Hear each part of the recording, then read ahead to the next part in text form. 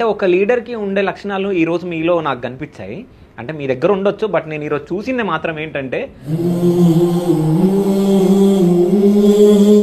ఎందుకు మనకి కర్మ జడ్జిగా వదిలేసి బయటకు వచ్చి అందరి చేత మాటలు అనిపించుకోవాల్సి వస్తుంది.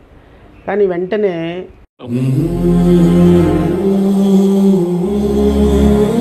శివ ఇది ఒక రోజుతో జరిగే పోరాటం కాదు. ఇప్పుడు పిఠాపురం మీద నేను చెప్తున్నాను కదా, నారా లోకేష్ని మంగళగిరిలో పిఠాపురంలో పవన్ కళ్యాణ్ని ఓడించి తీస్తాం. జడా శ్రావణ్ కుమార్ శపథం చేస్తున్నాడు.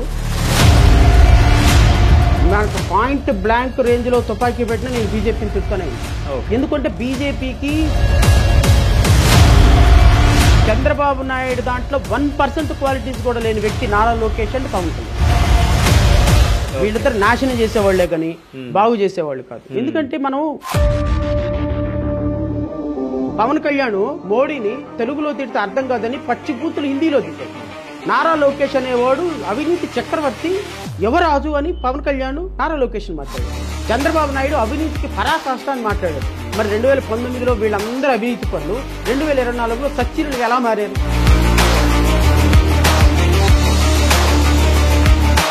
మీకు 300 కోట్లు అందినాయి జగన్ దగ్గర నుంచి అన్నట్టు టాక్ ఉంది. ఇది వాస్తవమా కాదా మీరు చెప్పాలి. No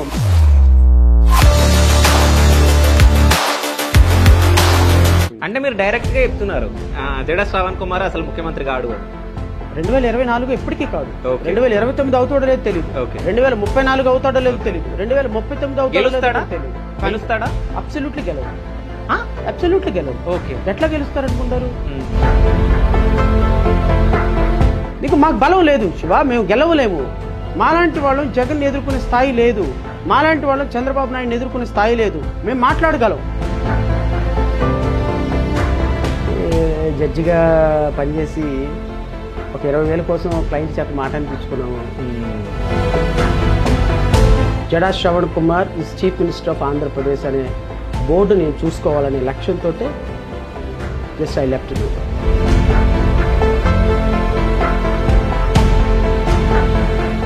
hi, welcome to Shiva studios. నేను మీ శివ చౌదరి. సో ఈరోజు మనతో పాటు స్పెషల్ గెస్ట్ ఉన్నారు. ఆ గెస్ట్ ఎవరో కాదు, జై భీమ్ భారత్ పార్టీ ప్రెసిడెంట్ జాడా శ్రావణ్ కుమార్ గారు. నమస్కారం సార్, ఎలా ఉన్నారు సార్? సో మొత్తానికైతే నేను మార్నింగ్ రాగానే మొత్తం హడావిడి నామినేషన్ వేయడానికి వెళ్ళారు. సో పోటీల మీద నామినేషన్ వేయడం జరిగింది. మీరు, నారా లోకేష్ గారు, అట్లాగే BCY party leader Ramachandra Yadav గారు. సో ఎట్లా అనిపించింది మీకు? అంటే నేను ఫస్ట్ డే రోజే నామినేషన్ వేయాలి అని ఎలక్షన్ నోటిఫికేషన్ వచ్చిన రోజే అనుకున్నాను. ఎందుకంటే ఫస్ట్ డే రోజు నామినేషన్ వేసి అక్రాస్ ది స్టేట్ ఉన్న మా వాళ్ళందరినీ ఒకసారి పిలిచి వాళ్ళకి 6 బీఫామ్లు ఇస్తే నెక్స్ట్ డే నుంచి వాళ్ళు తెలుసుకుంటారు. మొదటి నామినేషన్ నేనే వేయాలి మా పార్టీ నుంచి అని అనుకున్నా. బట్ అనుకోకుండా ఈరోజే నారా లోకేష్, రామచంద్ర యాదవ్, బీసీవై పార్టీ వీళ్ళందరూ వేశారు. But anyway quite happy. ఈ క్రౌడ్ కూడా చాలా మద్దతు వచ్చింది. ఎందుకంటే ప్రజలకి రియల్ లీడరు దొరక్క ఎవరైనా ప్రజల సమస్యల గురించి ఆలోచించే వాళ్ళు వస్తారేమో చూస్తున్నారు.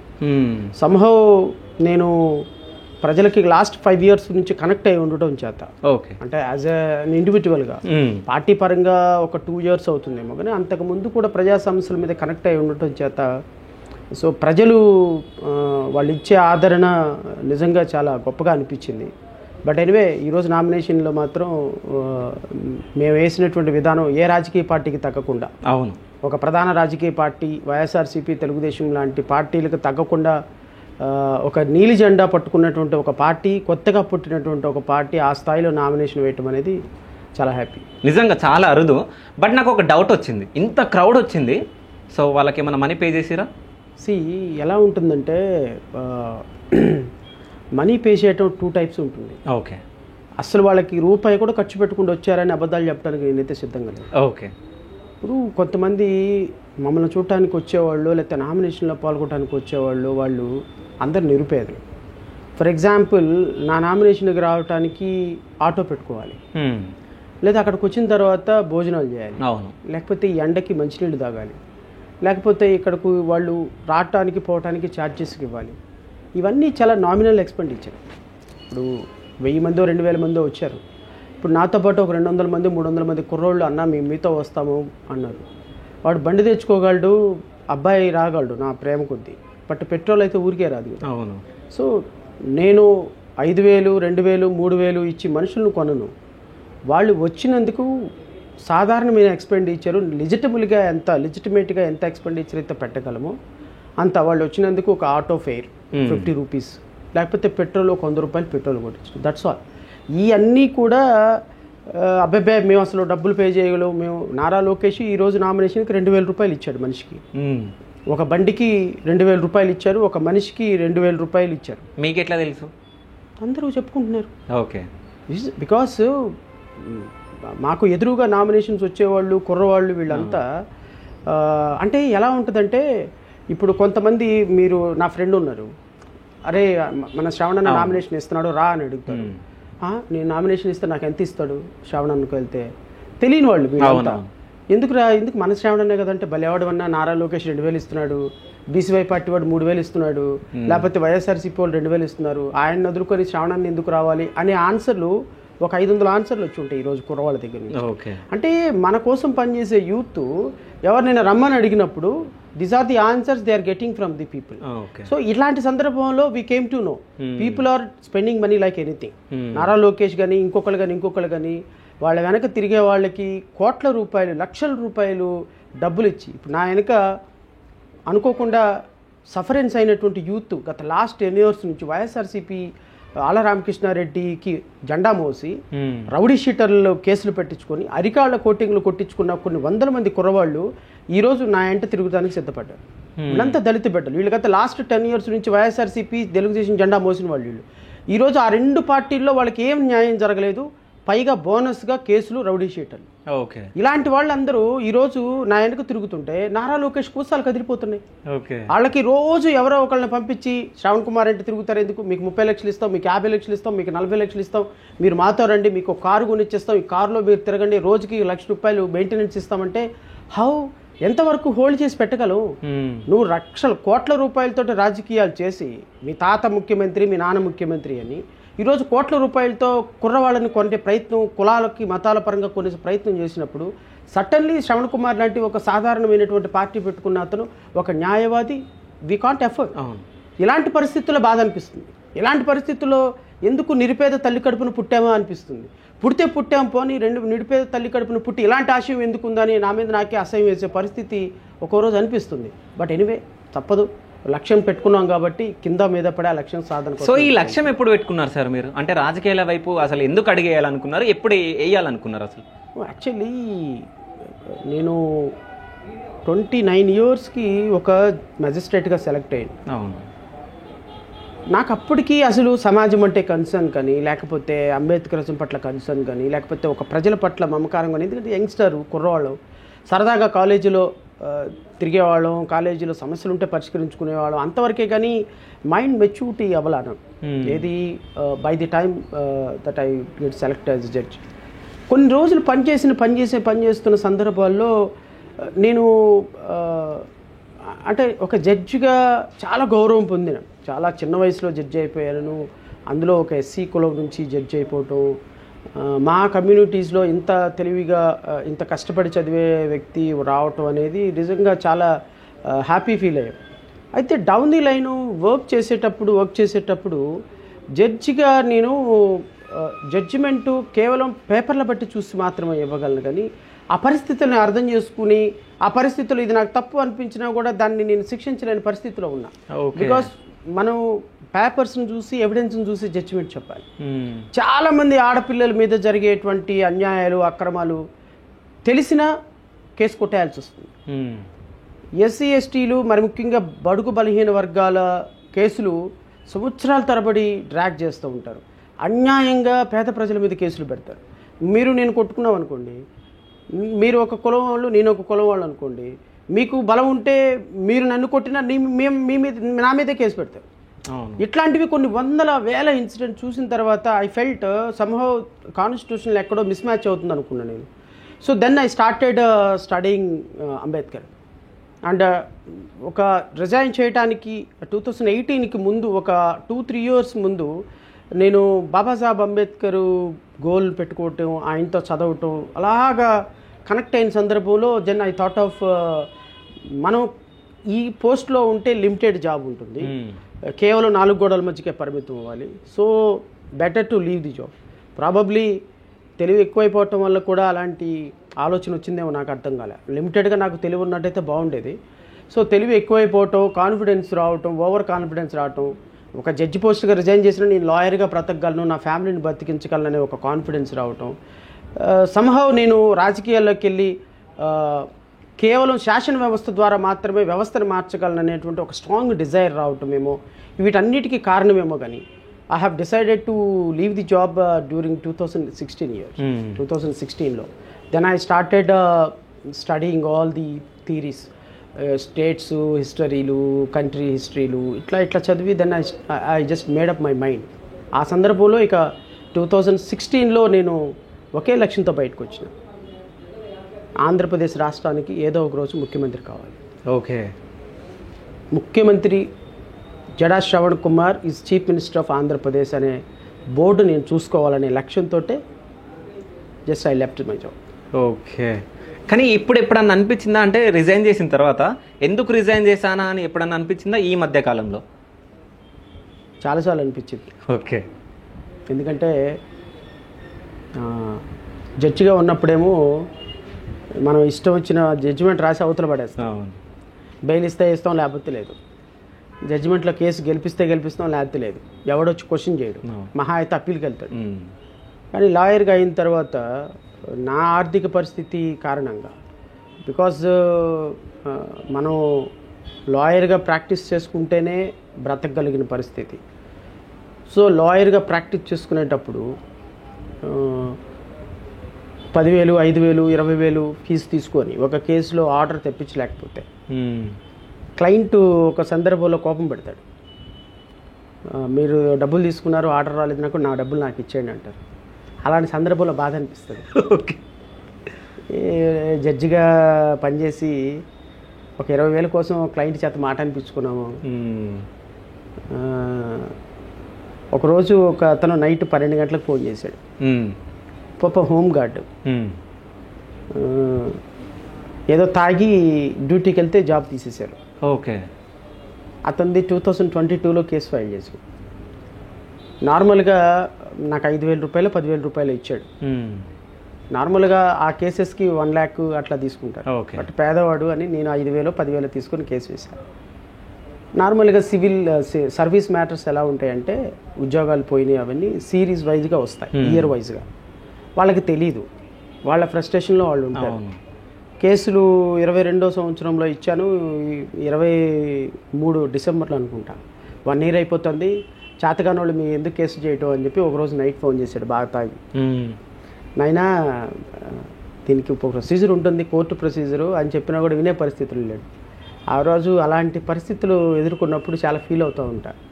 ఎందుకు మనకి ఈ కర్మ, జడ్జిగా వదిలేసి బయటకు వచ్చి అందరి చేత మాటలు అనిపించుకోవాల్సి వస్తుంది. కానీ వెంటనే కేసు గెలిచినప్పుడు వాళ్ళు వచ్చి నాకు కృతజ్ఞతలు చెప్పి ఏదో మీలాంటి వాళ్ళు ఉండబట్టే ఇంకా న్యాయం బతుకుందని చెప్పినప్పుడు మళ్ళీ రీఇన్స్టేట్ అవుతాం. ఓకే. సో రీఫిల్ అవుతుంది. అదే కొన్ని సందర్భాల్లో ఎందుకు ఇచ్చిన ఈ కర్మ, ఎందుకు వచ్చిన ఈ గోల, ప్రతి పనికి మాలినోడి చేత మాట అనిపించుకోవాల్సి వస్తుంది అని అనిపిస్తుంది. కానీ ప్రజల కోసం తప్పదు. ఒకసారి ప్రజా జీవితంలో ఉద్యోగం మానేసి వచ్చిన తర్వాత నిన్నెవరు అడగలేదు కదా జడ్జి పోస్ట్ రిజైన్ చేయమని. నిన్నెవరన్నా బొట్టు కాటికి పెట్టి అడిగారా? నీకు దరదు బట్టి, నీకు సరదా బట్టి నువ్వు ఉద్యోగం వదిలేసి వచ్చావు, నువ్వు ప్రజల కోసం పోరాడుతున్నావు, పోరాడు అంతవరకే. కానీ నేను పోరాడుతున్నాను, బాధపడ్డాను, దానివల్ల ఉపయోగం ఉండదు. సో నేను ఎప్పుడు రిపెంట్ అవ్వలేదు. కానీ ఆ స్లైట్ ఒక్కొక్క క్షణం పించింగ్గా అనిపించేది. ఎందుకు వచ్చిన బాధ మనకి అనిపించేది. మళ్ళీ వెంటనే నో మనం తీసుకున్న నిర్ణయం కరెక్ట్ అని అనుకోకపోతే ఖచ్చితంగా రేపొద్దున మన అడుగులు ముందుకు పడవని మళ్ళీ నన్ను నేను రీకలెక్ట్ చేసుకుంటాను. సో అసలు మీరు మంగళగిరిని ఎందుకు సెలెక్ట్ చేసుకున్నారు? No, actually reason is to be frankly say, Nara Lokesh Mangalagiri constituency నుంచి తెలుగుదేశం పార్టీ తరపు నుంచి, నేను తాడికొండ నుంచి కాన్స్టిట్యున్సీ నుంచి వేద్దాము అని అనుకున్నా. ఎందుకంటే Tadikonda reserved constituency, SC reserved constituency నుంచి వేద్దాం అనుకున్నప్పుడు ఎస్సీ రిజర్వ్డ్ కాన్స్టిట్యున్సీలో అమరావతి రైతుల సమస్య పట్ల నాకు చాలా కన్సర్న్ ఉంది. ఎందుకంటే ఆ రైతులకు అన్యాయం జరిగిన విధానం చాలా తప్పు. చంద్రబాబు నాయుడు ప్రభుత్వంలో 2014 నుంచి 19 వరకు అన్యాయం చేసిన విధానాన్ని 2019 నుంచి జగన్మోహన్ రెడ్డి కంటిన్యూ చేసిన విధానాన్ని కూడా నేను చాలా సీరియస్గా అబ్జెక్ట్ చేశాను. సో ఖచ్చితంగా అమరావతి రైతులకు న్యాయం జరగాలంటే వాళ్ళ కోసం నిజంగా నిజాయితీగా ప్రశ్నించే ఒక ఎమ్మెల్యే ఉండాలనేది నా ఆలోచన. సో ఇప్పుడు అక్కడ ఉన్నటువంటి తెనాలి శ్రావణ్ కుమార్ కానీ, లేకపోతే ఆలక రామకృష్ణారెడ్డి కానీ, లేకపోతే ఇక్కడ నుంచి నారా లోకేష్ కానీ రేపు గెలిస్తే అమరావతి ప్రజలకు ఏ విధంగా ఇది జరగదు. సో తాడికొండ కాన్స్టిట్యున్సీ చాలా కన్సర్న్ ఉంది. సో నేను ఇనీషియల్గా తాడికొండ వేద్దాం అనుకున్నప్పుడు మా పార్టీలో నుంచి వచ్చినటువంటి ఇంకొక రిక్వెస్ట్ ఏంటి అంటే, సార్ మీరు founder president of the particular party కదా, మీరు ఒక జనరల్ కాన్స్టిట్యున్సీలో కూడా వేస్తే మన దమ్ము ఏంటో చూపించవచ్చు. రిజర్వ్డ్ ఒకటి, జనరల్ కాన్స్టిట్యున్సీ ఒకటి వేయమని మా పార్టీలో అందరూ నన్ను అడిగారు. ఎందుకు అంటే జనరల్ కాన్స్టిట్యున్సీలో రిజర్వ్డ్ క్యాండిడేట్లు ఎవరు వేయరు, వేసే ఉద్దేశం కూడా లేదు. సో జనరల్ కాన్స్టిట్యున్సీలో కూడా వేసి మీ దమ్ము ఏంటో నిరూపించుకోవాలి మనం. సో జనరల్ కాన్స్టిట్యున్సీ కూడా ఒకటి సెలెక్ట్ చేసుకోండి అని అన్నప్పుడు నాకు తాడికొండకు ఆనుకోనే ఉన్నది జనరల్ కాన్స్టిట్యున్సీ మంగళగిరి మాత్రం. దట్టు నాకు ఇంకొక కన్సర్న్ ఏంటంటే మంగళగిరి కాన్స్టిట్యున్సీలో 3 మండలాలు అమరావతి రాజధాని రైతుల మండలాలు ఉన్నాయి. సో అమరావతి రైతులు అక్కడ ఉన్నారు. మంగళగిరి కాన్స్టిట్యున్సీలో నారా లోకేష్ చేసింది పెద్ద పొడిచింది అయితే ఏమి లేదు. ఈ రాష్ట్రంలో మంత్రిగా ఉండి మొత్తాన్ని సర్వనాశనం చేసినటువంటి నారా లోకేష్ నా టార్గెట్. నెంబర్ 2 అమరావతి రైతులకి మంచి జరగాలి, రెండో టార్గెట్. మూడో టార్గెట్ జనరల్ కాన్స్టిట్యున్సీ కూడా ఒకటి వేయాలి. 2 కాన్స్టిట్యున్సీలో ప్రచారం చేసుకోవడానికి బాగుంటుంది. సో ఒకటి అమరావతి, 2 జనరల్ కాన్స్టిట్యున్సీ అని మంగళగిరిని ఎంచుకోవటం తప్ప ఆ పుడింగిని ఓడించాలనో పెద్ద ఈ పుడింగి ఏదో పెద్ద తోపు తురుంకు అనగట్టి ఆయన మీద వేసి నా దమ్ము చూపించాలని కానే కాదు. కానీ నేను విన్న దాంట్లో ఒక ఇంటర్వ్యూలో మీరు చెప్పడం జరిగింది, నేను నారా లోకేష్ని ఓడగొట్టడానికి నేను పోటీ చేస్తున్నాను. నారా లోకేష్ని ఓడగొట్టడానికి నేను మంగళగిరి రాలా, మంగళగిరి వచ్చాను కాబట్టి నారా లోకేష్ని ఓడించాలనుకుంటున్నాను. Okay, there are the 2 different ways. నేను నారా లోకేష్ కోసం మంగళగిరి రాలా, నేను మంగళగిరి కాన్స్టిట్యున్సీకి వచ్చింది. మంగళగిరి కాన్స్టిట్యున్సీలో అమరావతి రైతులకు సంబంధించినటువంటి రాజధాని రైతులు 3 గ్రామాలు ఉన్నాయి, 3 మండలాలు ఉన్నాయి, కొన్ని వేల మంది భూములు ఇచ్చిన వాళ్ళు ఉన్నారు. వీళ్ళకి న్యాయం జరగాలంటే అసెంబ్లీలో వీళ్ళ తరపున నిజాయితీగా నిష్పక్షపాతంగా మాట్లాడేటువంటి ఒక ఎమ్మెల్యే కావాలి అన్నది నా లక్ష్యం. అనుకోకుండా అక్కడ నారా లోకేష్ కూడా ఎమ్మెల్యే కంటెస్టింగ్ క్యాండిడేట్ అవుతుంటావు. మరి ఈనాను బాబే కదా రాష్ట్రాన్ని నాశనం చేసింది 2014 నుంచి 14 నుంచి 19 వరకు అమరావతి ప్రజల్ని ముంచింది, నెట్టేట ముంచింది ఈ ఎదవలే కదా, ఇద్దరు ఎదవలే కదా. మరి వీళ్ళకి సమాధానం చెప్పాలి అంటే వీళ్ళకి దళితులు అంటే నచ్చదు, బహుజనులు అంటే నచ్చదు, ముస్లిమ్స్ అంటే గెట్టదు. ఇలాంటి వ్యక్తుల్ని రేపొద్దున అసెంబ్లీలో మంత్రిగానో ముఖ్యమంత్రిగానో కూర్చోబెడితే రేపొద్దున వీళ్ళందరూ ఇంకొకటి కన్సర్న్ కూడా ఉంది నాకు. నేను పర్టికులర్గా నారా లోకేష్ని ఓడించాలని కాదు, ఎన్డీఏని ఓడించాలనేది నా కోరిక. Because I'm dead against of BJP principles. మీరు మొదటి నుంచి నేను చూడండి, మనకు పాయింట్ బ్లాంక్ రేంజ్లో తుపాకీ పెట్టినా నేను బీజేపీని తిడుతూనే ఉంటా. ఎందుకంటే బీజేపీకి, జై భీమ్కి ఇది జాతి వైరుధ్యం. బీజేపీ అనేది ఈ రాష్ట్రానికి, ఈ దేశానికి అరిష్టం, రాజ్యాంగానికి అరిష్టం. వీళ్ళు అంబేద్కరిజాన్ని మార్చివేయటానికి పుట్టినటువంటి పార్టీ భారతీయ జనతా పార్టీ అని నేను గత 5 years నుంచి నేను నెత్తి నోరు కొట్టుకొని చెప్తుంటా. బీజేపీకి భావజాలానికి వ్యతిరేకం నేను. అలాంటి బీజేపీ అమరావతికి ఎంత ద్రోహం చేసిందో మీకు తెలియదండి శివ. అమరావతికి ఈరోజు అమరావతి సర్వనాశనం అయిపోవడానికి జగన్మోహన్ రెడ్డి ఎంత కారణమో మోడీ కూడా అంతే కారణం, ఎన్డీఏ బీజేపీ కూడా అంతే కారణం. ఈ రాష్ట్రానికి ప్రత్యేక హోదా లేకపోవడానికి బీజేపీ కారణం, ఈ రాష్ట్రానికి స్టీల్ ప్లాంట్ అమ్మటానికి బీజేపీ కారణం, ఈ రాష్ట్రానికి 2014 నుంచి 2024 వరకు ప్రవేశపెట్టిన బడ్జెట్లో 10 సంవత్సరాల బడ్జెట్లో సిక్కిం రాష్ట్రానికి కూడా ఇవ్వని కానీ మనకంటే ఎక్కువ నిధులు ఇచ్చారు బడ్జెట్ అలొకేషన్లో. వందే భారత రైలుతో తప్ప మన రాష్ట్రానికి ఒరిగిన ఫ్యాక్టరీ కానీ ఇచ్చిన ప్రిస్టేజ్ ఇన్స్టిట్యూషన్స్ కానీ ఏమీ లేవు. ఇలాంటి బీజేపీ తోటి వెళ్ళి వాటేసుకొని ఎన్డీఏ ప్రభుత్వం, పవన్ కళ్యాణ్, తెలుగుదేశం పార్టీ ప్రభుత్వం మిగులుతాయి. ఇక్కడ ఈ రాష్ట్రంలో క్రిస్టియన్ల పరిస్థితి ఏంటి, ఈ రాష్ట్రంలో ముస్లిమ్స్ పరిస్థితి ఏంటి, ఈ రాష్ట్రంలో ఎస్టీ ఎస్టీల పరిస్థితి ఏంటి, ఈ రాష్ట్రంలో చర్చిల పరిస్థితి ఏంటి, ఈ రాష్ట్రంలో మసీదుల పరిస్థితి ఏంటి? రేపొద్దున మీరు వాటేసుకొని బీజేపీని ఆంధ్రప్రదేశ్ రాష్ట్రంలోకి తీసుకొస్తే ఇక్కడ ఉన్నటువంటి 1,80,00,000 మంది ఈ కమ్యూనిటీలకి ఎవరు భరోసా, ఎవరు రేపు చెప్పించేది? రేపొద్దున భారతీయ జనతా పార్టీని మీ భుజాల మీద మోసుకొని ఆంధ్రప్రదేశ్ రాష్ట్రానికి తీసుకొస్తున్నారు. సో ఇలాంటి వాళ్ళని ఓడించాలనేటువంటి ఆలోచన ఇవ్వద్దా? నారా లోకేష్ని, పవన్ కళ్యాణ్ని, చంద్రబాబు నాయుడిని ఓడించమని పిలుపునివ్వద్దా? వీళ్ళు జగన్మోహన్ రెడ్డి బూచి చూపించి రాష్ట్రాన్ని నాశనం చేస్తున్నారు అంటున్నారు. అసలు దేశాన్ని నాశనం చేసి రాష్ట్రాన్ని జగన్మోహన్ రెడ్డి కంటే ఎక్కువ నాశనం చేసినటువంటి భారతీయ జనతా పార్టీ గురించి ఎందుకు మాట్లాడరు? భారతీయ జనతా పార్టీ మోడీని ఏమన్నాడు? మోడీని నువ్వు దేశద్రోహివి, ఈ దేశంలో బతికే హక్కు నీకు లేదని చంద్రబాబు నాయుడు అన్నాడా లేదా? పవన్ కళ్యాణ్ మోడీని తెలుగులో తిడితే అర్థం కాదని పచ్చిబూతులు హిందీలో తిట్టాడు. నారా లోకేష్ అనేవాడు అవినీతి చక్రవర్తి, యువరాజు అని పవన్ కళ్యాణ్ నారా లోకేష్ మాట్లాడాడు. చంద్రబాబు నాయుడు అవినీతికి పరాకాష్ట అని మాట్లాడాడు. మరి 2019లో వీళ్ళందరూ అవినీతి పరులు, 2024లో సచ్చిరులుగా ఎలా మారారు? Pawan Kalyan has to answer, Chandrababu Naidu has to answer, Nara Lokesh has to answer. వీళ్ళందరూ ఆన్సర్ చెప్పకుండా ప్రజలను ఓటెట్టు అడుగుతారు అంటున్నారు. శ్రావణ్ కుమార్ గారు కూడా ఇప్పుడు ఆన్సర్ ఇవ్వాలి నాకు. చెప్పండి. సో ఏంటంటే మీరు ఆ రెండు పార్టీలకు కూడా మీరు సపోర్ట్ చేయడం జరిగింది కదా, కొన్ని రోజులు ఆ పార్టీకి కొన్ని రోజులు ఈ పార్టీకి, ఎందుకు చేశారు? ఏ సపోర్ట్ చెప్పండి, ఏ సపోర్ట్ చెప్పండి. అన్ని సపోర్ట్లు చేశారు కదా, చెప్పండి ఏం సపోర్ట్ చేశాను చెప్పండి. ఓకే, ఫలానా ఇప్పుడు మీరు తెలుగుదేశం పార్టీతో వాళ్ళకి సపోర్ట్ చేస్తూ నారా చంద్రబాబు నాయుడు ఇది అని చెప్పడం జరిగింది, దాని తర్వాత జగన్మోహన్ రెడ్డిని పొగడడం జరిగింది, జరగలేదా? ఎప్పుడు మాట్లాడలేదా? శివ ఒక్క మాట చెప్తా. Okay, what is all about democracy? Democracy is nothing but ఒక ప్రభుత్వాన్ని ప్రతిపక్షాలన్నీ కూడా కామన్గా కలిసి ఎదుర్కోవాలి. ఎందుకంటే ప్రతిపక్ష పార్టీలన్నీ ప్రజల వైపు ఉంటాయి. ఒక ప్రభుత్వం చేసేటువంటి దుర్మార్గపు చర్యలను ఎదుర్కొనేటువంటి బాధ్యత ప్రతిపక్ష పార్టీల మీద ఉంటాయి. నాకు కానీ as being a particular party, CPI Ramakrishna గారికి కానీ, సిపిఎం శ్రీనివాస్ గారు కానీ, ఈ రాష్ట్రంలో ప్రతిపక్ష పార్టీలుగా ఉన్నటువంటి జనసేన, భారతీయ జనతా పార్టీ, లేకపోతే భారతీయ జనతా పార్టీ కేంద్రంలో అధికారం ఉంది కాబట్టి వదిలేయండి, జనసేన పార్టీ, జడా శ్రావణ్ కుమారు, సిపిఐ, సిపిఎం మేమందరం కలిసి ప్రతిపక్షంగా పాలకపక్షం మీద పోరాడితే అది కలిసి పనిచేస్తున్నట్ట? తెలుగుదేశం పార్టీతో కలిసి పనిచేస్తున్నట్టు, సపోర్ట్ చేస్తున్నట్టే కదా, ఒక చెయ్యి అందిస్తున్నట్టే కదా. ఎట్లా నేనేమంటే ఇప్పుడు ఒక ఎస్సీ మీద అనంతబాబు మీద దాడి జరిగింది. అనంతబాబు అనేవాడు సుబ్రహ్మణ్యాన్ని కొట్టి చంపేశాడు, డోర్ డెలివరీ తీసుకెళ్లి ఇచ్చాడు. దానికోసం నేను ఫైట్ చేశాను, తెలుగుదేశం ఫైట్ చేసింది, సిపిఐ ఫైట్ చేసింది, సిపిఎం ఫైట్ చేసాం. ఈ కుటుంబానికి న్యాయం చేయమని ప్రతిపక్షాలందరూ వెళ్ళి పోరాటం చేసాం. తద్వారా అనంతబాబుని అరెస్ట్ చేయించగలిగాం. దట్ డజంట్ మీన్ దట్ మేమందరం కలిసి పోరాటం చేసేవాడు కాబట్టి మేమంతా ములాఖాతే వర్క్ చేస్తున్నట్ట. ఓకే, బయట అదే టాక్ ఉంది కదా, ఎట్లా మీకు 300 కోట్లు అందినాయి జగన్ దగ్గర నుంచి అన్నట్టు టాక్ ఉంది. ఇది వాస్తవమా కాదా మీరు చెప్పాలి. నో ముందు నాకు జగన్ ఫేవరా చంద్రబాబు నాయుడు ఫేవరా? ఇద్దరికి ఫేవర్, మీరు ఇద్దరితో కలిసి ఉంటారు. ఎట్లా అంటే నేను ఎట్లా చెప్తా, మీరు చెప్పాలి. ఎట్లా కలిసి ఎలా ఉంటాం అంటున్నా. ఇప్పుడు ఫర్ ఎగ్జాంపుల్ నేను ఒక మాట చెప్తా. అవినాష్ రెడ్డి బెయిల్ క్యాన్సిల్ చేయమని దస్తగిరి తరపున పిటిషన్ వేసి హైకోర్టులో అనర్గళంగా ఆర్గ్యుమెంట్ చెప్పి, నిన్నగాక మొన్న ఆర్గ్యుమెంట్ చెప్పి ఆ కేసు రిజర్వ్ ఫర్ ఆర్డర్స్ పెట్టుకుని ఉన్నారు. ఒక్కసారి అవినాష్ రెడ్డి బెయిల్ క్యాన్సిల్ అయిపోతే రాష్ట్రంలో, ఆంధ్రప్రదేశ్లో రాజకీయ ముఖ చిత్రం తిరిగిపోతుంది. ఇలా అవినాష్ రెడ్డి బెయిల్ క్యాన్సిల్ వేయమని దస్తగిరి పిటిషన్ వేస్తే దాంట్లో న్యాయవాదిగా ఆ పిటిషన్ మొత్తాన్ని క్షుణ్ణంగా పరిశీలించి దస్తగిరి చేత ఆ ఓవరాల్గా అన్ని డిపార్ట్మెంట్లకి లెటర్లు పెట్టించి వాళ్ళ కుటుంబం మీద జరిగిన దాడిని మీడియా ముందు పెట్టి జగన్మోహన్ రెడ్డి లేకపోతే అవినాష్ రెడ్డి, భారతీ రెడ్డి వీళ్ళ దగ్గర నుంచి నాకు థ్రెట్ వస్తుందని పూర్తిగా కంప్లైంట్లో రాసి ఈరోజు హైకోర్టులో ఆర్గ్యుమెంట్ చెప్పిన జడా శ్రావణ్ కుమార్కి తెలుగుదేశం పార్టీ ఎంత ఇచ్చిందో తెలుగుదేశం పార్టీ సమాధానం చెప్పాలి. Okay, number 1. అయితే మీరు తీసుకున్నారా? అదే అంటున్నా.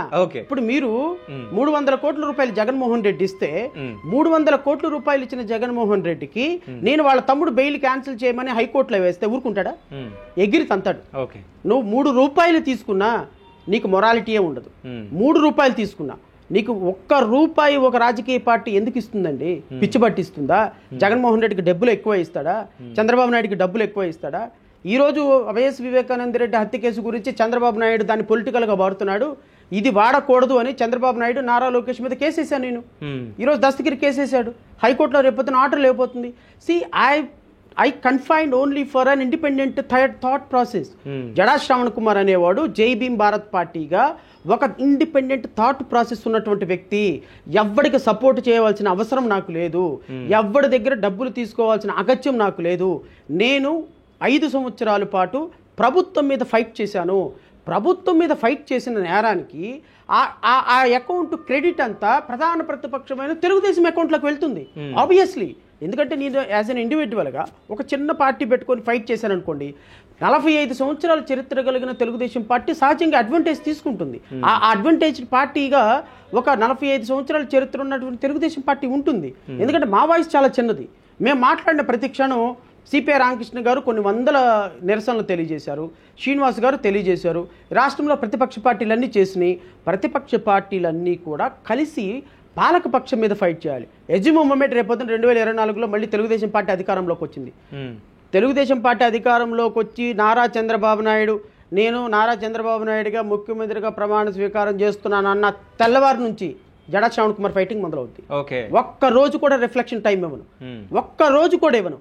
ఎవడు ముఖ్యమంత్రి అయినా, రేపు చంద్రబాబు నాయుడు ముఖ్యమంత్రి అయినా, జగన్మోహన్ రెడ్డి ముఖ్యమంత్రి అయినా, Jada Shravan Kumar fighting the moment oath తీసుకుని వాళ్ళు ముఖ్యమంత్రిగా సంతకం పెట్టిన రోజు నుంచి స్టార్ట్ అవుతుంది. అంటే మీరు డైరెక్ట్ గా చెప్తున్నారు జడా శ్రావణ్ కుమార్ అసలు ముఖ్యమంత్రి కాడు అని. 2024 ఎప్పటికీ కాడు, 2029 అవుతాడో లేదో తెలియదు, 2034 అవుతాడో లేదో తెలియదు, 2039 అవుతాడో లేదో తెలియదు. గెలుస్తాడా? అబ్సల్యూట్లీ గెలవడు, అబ్సల్యూట్లీ గెలవడు. ఎట్లా గెలుస్తారు అనుకుంటారు? నేనేమి కేఏపాల్ ఏం కాదు పిచ్చి పిచ్చి సమాధానాలు చెప్పడానికి, ప్రాక్టికల్ గా నేను ఆలోచిస్తా. జడా శ్రావణ్ కుమార్ 2024 సంవత్సరంలో 175 మంది అభ్యర్థుల్ని, చిన్న చిత్తగా వాళ్ళని, పేపర్ బాయ్ల్ని, సెక్యూరిటీ గార్డుల్ని, ప్రైవేట్ ఎంప్లాయీస్ని, ఇలాంటి వాళ్ళందరినీ తీసుకొని రాజకీయాల్లో ఒక చిన్న కుటుంబంలాగా అందరినీ తీసుకుని ఏర్పాటు చేసింది ఒకటే కారణం. 100 కోట్ల రూపాయలు ఖర్చు పెట్టిన ఎమ్మెల్యే ఒక్క ఓటుతో ఓడిపోతాడు.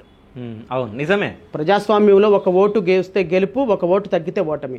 ఇలాంటి వాళ్ళని 50 మందిని ఓడించడానికి 2024లో జడా శ్రావణ్ కుమార్ టార్గెట్ బేస్. కానీ మీరు ఒక పాయింట్ చెప్పడం మర్చిపోయారు. చెప్పండి. సో పేపర్ బాయ్, ఆ బాయ్, ఈ బాయ్ అని చెప్పారు. హంతకుల గురించి చెప్పాలి కదా. ఎవరు హంతకులు?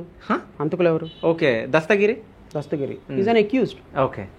అట్లాంటప్పుడు మరి చంపించిన కోడికత్తి సీను, కొడుకత్తి సీన్ కూడా ఈజ్ అన్ అక్యూజ్డ్. ఓకే. వాళ్ళ మీద నేర నిరూపణ కాలా. మరి అవినాష్ రెడ్డి ఎంపీగా అయ్యాడు.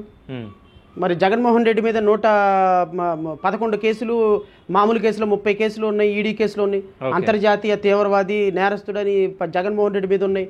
నారా చంద్రబాబు నాయుడు మీద మొన్న పెట్టిన కేసులు 100 కోట్ల రూపాయలు దోచుకున్నాడని ఉన్నాయి. నారా లోకేష్ మీద కేసులు ఉన్నాయి. మరి వీళ్ళందరూ సచ్చీలులా? వాళ్ళందరూ చంపలేరు కదా. ఎవరు? ఒక మనిషిని చంపలేదు కదా వాళ్ళు. చంపిన దానికంటే చంపించిన వాళ్ళకి చట్టంలో శిక్ష ఎక్కువ ఉంటుంది మిస్టర్ శివ. ఓకే. చంపించిన వాళ్ళకి as per the law Avinash రెడ్డికి, జగన్మోహన్ రెడ్డికి ఎక్కువ బాధ్యత ఉంది దస్తగిరి కంటే. సో నేనేమంటానంటే దస్తగిరి నేను వెనకేసుకురావటం, ఒక హంతకుడు అని మీరు అన్నారు కదా, నేను అతన్ని ముద్దాయి అంటున్నా. నేర నిరూపణ జరిగేంత వరకు హంతకుడు కాదు, is an only an accused. రేపొద్దున అక్యూజ్డ్ గా దస్తగిరి తప్పు చేశాడని కోర్టు భావిస్తే మరణ శిక్ష ఇస్తుంది. నేను చట్టాన్ని గౌరవించే వ్యక్తిని.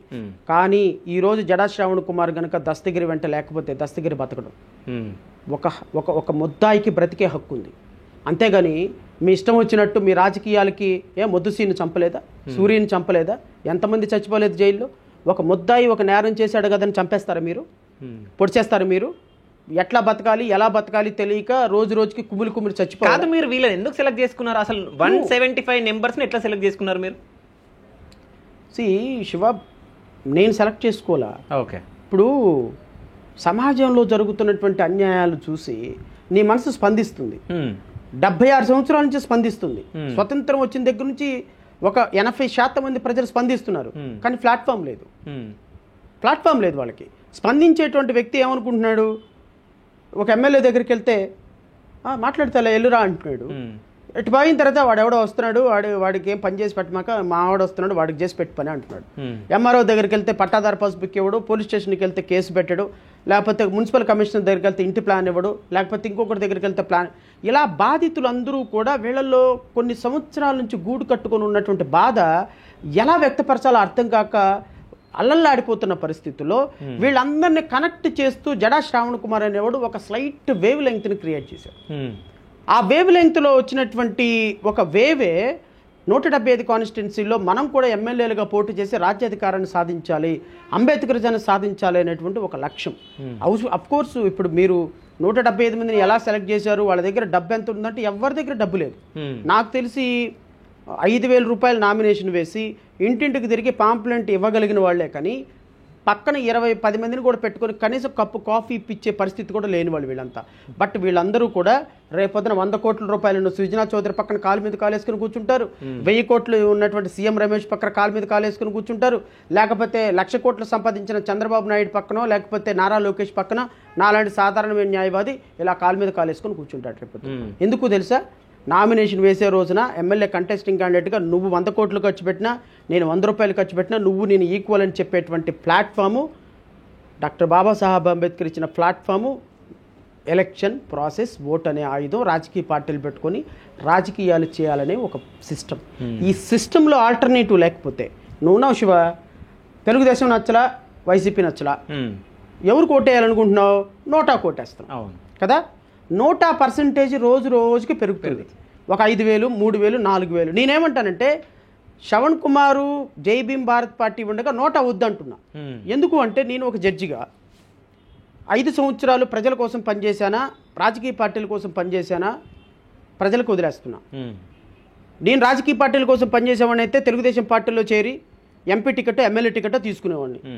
తలపాగాలు జుట్టుకొని రోజు అమరావతి కోసం గొర్రెలంతా గొంతులంతా కోసుకున్నటువంటి వాళ్ళంతా రాజకీయ పార్టీలోకి వెళ్ళిపోయినారు. సో వాళ్ళ పార్టీలో జాయిన్ అయితే మీరు ముఖ్యమంత్రి కాలేరు కదా, అందుకని ఈ ప్లాన్ చేశారు. ముఖ్యమంత్రి పక్కన పెట్టండి, ముఖ్యమంత్రి అవటం అనేది ఒక లక్ష్యం. ఓకే, ముఖ్యమంత్రి కాదు అసలు. నీకు ఎమ్మెల్యే అయినా మంత్రి అయినా నీకు అసలు వాయిస్ ఎక్కడ ఉంటుంది? 150 మంది ఎమ్మెల్యేలు జగన్మోహన్ రెడ్డి పార్టీలో, ఈ 150 మంది ఎమ్మెల్యేలు ఎంతమంది అసెంబ్లీలో మాట్లాడారు సమస్యల గురించి చెప్పండి. ఇంతవరకు తెలుగుదేశం పార్టీలో ఇప్పుడు ఈ సో కాల్డ్ నక్క ఆనందబాబు, తొక్క ఆనందబాబు, వర్లరామయ్యలు, ఈ సో కాల్డ్ సొల్లు బ్యాచ్ అంతా ఉంది కదా. ఏ రోజైనా సరే ఒక దళిత బిడ్డకు అన్యాయం జరిగితే వీళ్ళు రేపొద్దున అసెంబ్లీలో మాట్లాడగలరా? ఫర్ ఎగ్జాంపుల్ తెలుగుదేశం పార్టీయే ఉంది శివ. తెలుగుదేశం పార్టీలో అనంతబాబు లాగా మొన్న జరిగినట్టు ఒక అతన్ని చంపేశారు అనుకుందాం. తెలుగుదేశం పార్టీలో ఎమ్మెల్యేలు మాట్లాడగలరా? ఒకవేళ వాళ్ళకి సింపతి కావాలంటే మాట్లాడతారు. ఎట్లా మాట్లాడతారు? పార్టీ అధిష్టానాన్ని గౌరవించుకుని ఎట్లా మాట్లాడతారు? అసెంబ్లీలో నువ్వు మాట్లాడాలి అంటే నీ ప్రతి మాట అక్కడ కూర్చున్నటువంటి తెలుగుదేశం పార్టీ శాసనసభాపక్ష మంత్రి చేతుల మీద ఉంటుంది. నువ్వు మాట్లాడే హక్కు నీకు ఎక్కడ ఉంటుంది? అదే జడా శ్రావణ్ కుమార్ అయితే మా పార్టీ నుంచి పెడితే మేము వాయిస్ వినిపించాం. మేము ఎవరి పార్టీకి బైండ్ అవ్వాల్సిన అవసరం లేదు.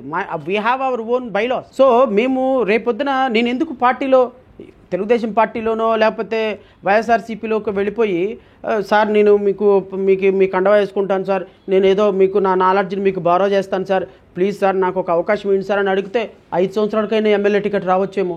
కానీ నా లక్ష్యం అది కాదు. నేను 5 సంవత్సరాలు ఫైట్ చేసింది ప్రజల కోసం, ఫైట్ చేసింది ప్రభుత్వానికి వ్యతిరేకంగా ఫైట్ చేశాను. కానీ ప్రతిపక్షానికి అనుకూలంగా ఫైట్ చేయాలి.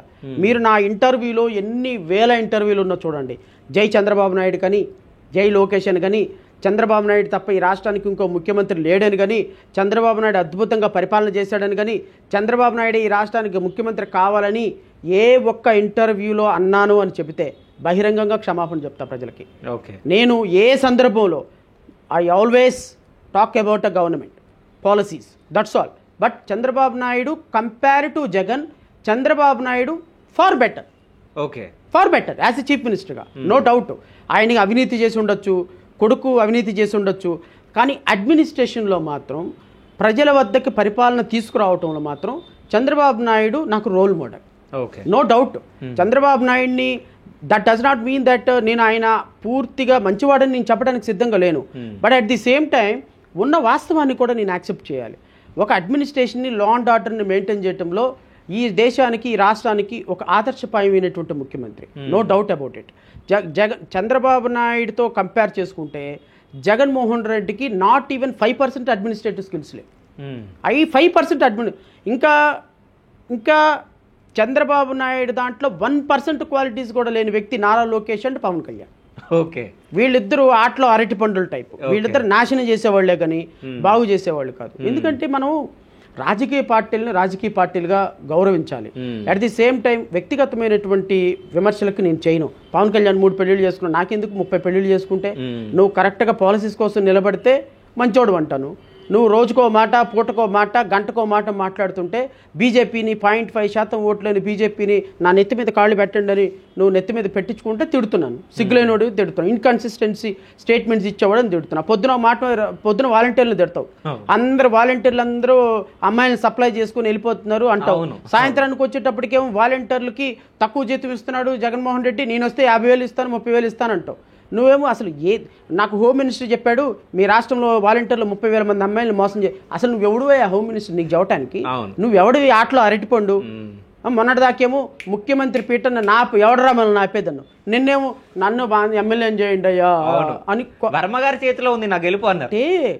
నేను వ్యక్తిగతంగా ఆయన నాకు అనవసరం, కానీ రాష్ట్ర భవిష్యత్తు అనే నెపంతో భారతీయ జనతా పార్టీ క్లచెస్లోకి ఈ రాష్ట్రంలో ఉన్న 1,80,00,000 మంది బిడ్డల యొక్క జీవితాలను తాకట్టు పెడుతుంటే, చంద్రబాబు నాయుడు తాకట్టు పెడుతుంటే నాకు కోపం అనిపిస్తుంది. ఎందుకంటే ఈ రాష్ట్రంలో ఫైట్ చేసింది మేము శివ.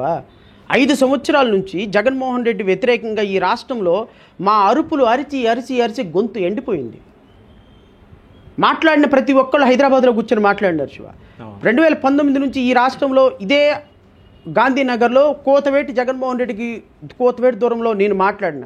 మేము మాట్లాడినప్పుడు మా మీద జరిగిన దాడులు ఎదుర్కొంటూ చంద్రబాబు నాయుడు, నారా లోకేష్ ఎక్కడున్నారండి? మొన్నటిదాకా ఆయనేమో యోగా చేసుకుంటూ ఈయన సైక్లింగ్లు చేసుకుంటూ ఉన్నారు. 2022-23లోనూ ఆంధ్రప్రదేశ్ రాష్ట్రంలోకి ఎంటర్ అయ్యారు. వీళ్ళు అసలు పవన్ కళ్యాణ్ 5 సంవత్సరాల్లో 30 రోజులు లేడు ఆంధ్రాలో. 30 రోజులు ఖచ్చితంగా లెక్క పెట్టుకుంటే 30 రోజులు కాల్చిట్లు లేవు ఆంధ్రాలో. ఆయనట్ట నాయకుడు అండి, ఆయనట్ల నాయకుడు. ఆయన ముఖ్యమంత్రి ఎట్ట అడుగుతాడు? ఆయన ఎమ్మెల్యే పదవి ఎట్ట అడుగుతాడు? ఆయన పిఠాపురం ప్రజలకు ఎందుకు అడుగుతున్నాడు? నా పార్టీ కుల పార్టీ కాదు అంటాడు. మరి కుల పార్టీ కాబట్టి ఎత్తికెత్తికి 90,000 మంది కాపులు ఉన్న పిఠాపురాన్ని ఎందుకు ఎన్నుకున్నావు? గాజువాకలో ఇంతకుముందు పోటీ చేసి ఓడిపోయావుగా, భీమవరంలో ఓడిపోయావుగా. ఆ 2 కాన్స్టిట్యున్సీలు ఎందుకు లేవు? ఎందుకు ఆ 2 కాన్స్టిట్యున్సీలు కూడా కాపులు అధికంగా ఉన్నది. కాపులు అధికంగా 60,000 ఒక చోట, 40,000 ఒక చోట ఉన్నాయి. అవి రెండిట్లో ఓడిపోయినాడు అని. అంతకంటే ఎక్కువ ఉన్న పిఠాపురానికి వెళ్ళిపోయి నువ్వు మాట్లాడతావేంటి నాది కుల పార్టీ కాదు అని? నువ్వు కుల పార్టీ, నువ్వు కుల నాయకుడివి. ఈ రాష్ట్రాన్ని నాశనం చేయడానికి భారతీయ జనతా పార్టీకి అమ్మటానికి వచ్చిన మీ అన్నేమో కాంగ్రెస్ పార్టీకి అమ్మేశాడు 75 లక్షల మందిని. ఈ పవన్ తమ్ముడేమో ఆంధ్రప్రదేశ్ రాష్ట్రాన్ని అమ్మటానికి వచ్చాడు. వీళ్ళందరి నుంచి రాష్ట్రాన్ని బాగు చేయాలి అంటే ఒక నిరంతరమైన పోరాటం కావాలి శివ. ఇది ఒక రోజుతో జరిగే పోరాటం కాదు. ఇప్పుడు పిఠాపురం మీద నేను చెప్తున్నాను కదా, నారా లోకేష్ని మంగళగిరిలో పిఠాపురంలో పవన్ కళ్యాణ్ని ఓడించి తీరుతాం. జడా శ్రావణ్ కుమార్ శపథం చేస్తున్నాడు, ఖచ్చితంగా వాళ్ళని అసెంబ్లీ గేట్ అయితే తాకనివ్వను. నేను తాకుతానో లేదో నాకు తెలియదు, నేను గెలుస్తానో లేదో నాకు తెలియదు.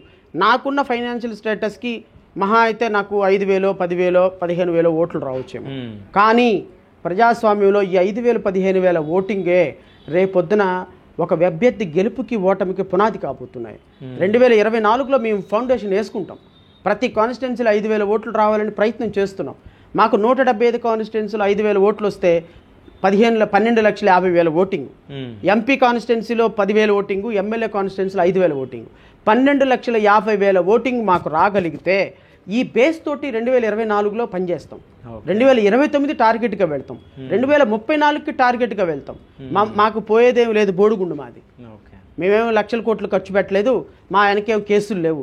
ఏ ప్రభుత్వం వచ్చినా ప్రజల కోసం ఫైట్ చేస్తాం. నిజమైన ప్రజాస్వామ్యాన్ని నిలబెట్టాలని ప్రయత్నం చేస్తాం.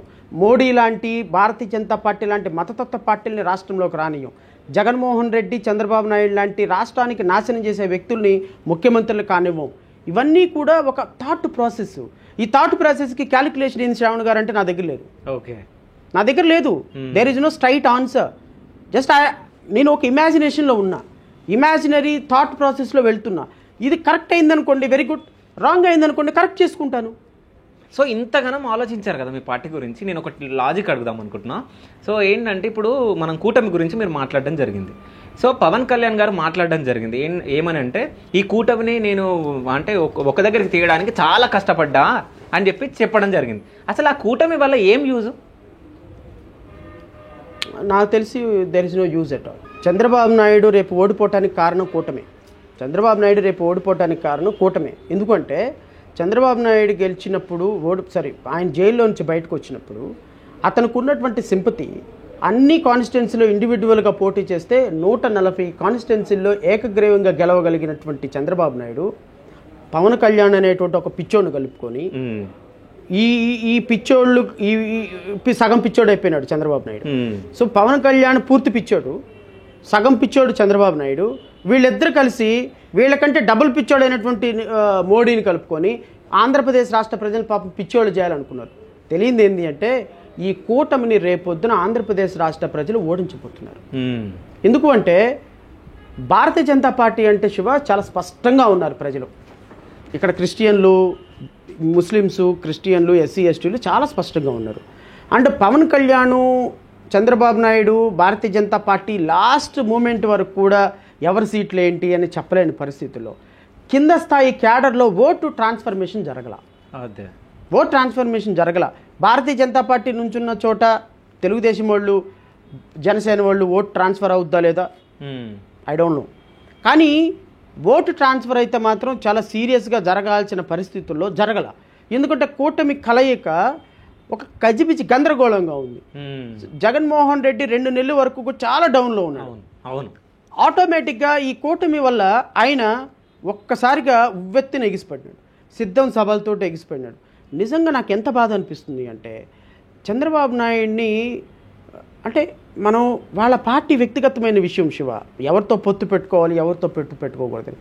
కానీ ఇప్పుడు మీకు ఎలా ఉంటుందంటే ఒక అమ్మాయిని మీరు దత్తత తీసుకున్నారు, ఆ పాపని దత్తత తీసుకొని పెంచారు, పెంచిన తర్వాత కొన్ని రోజులు బాగా పెంచి అల్లారు ముద్దుగా పెంచుకున్నారు.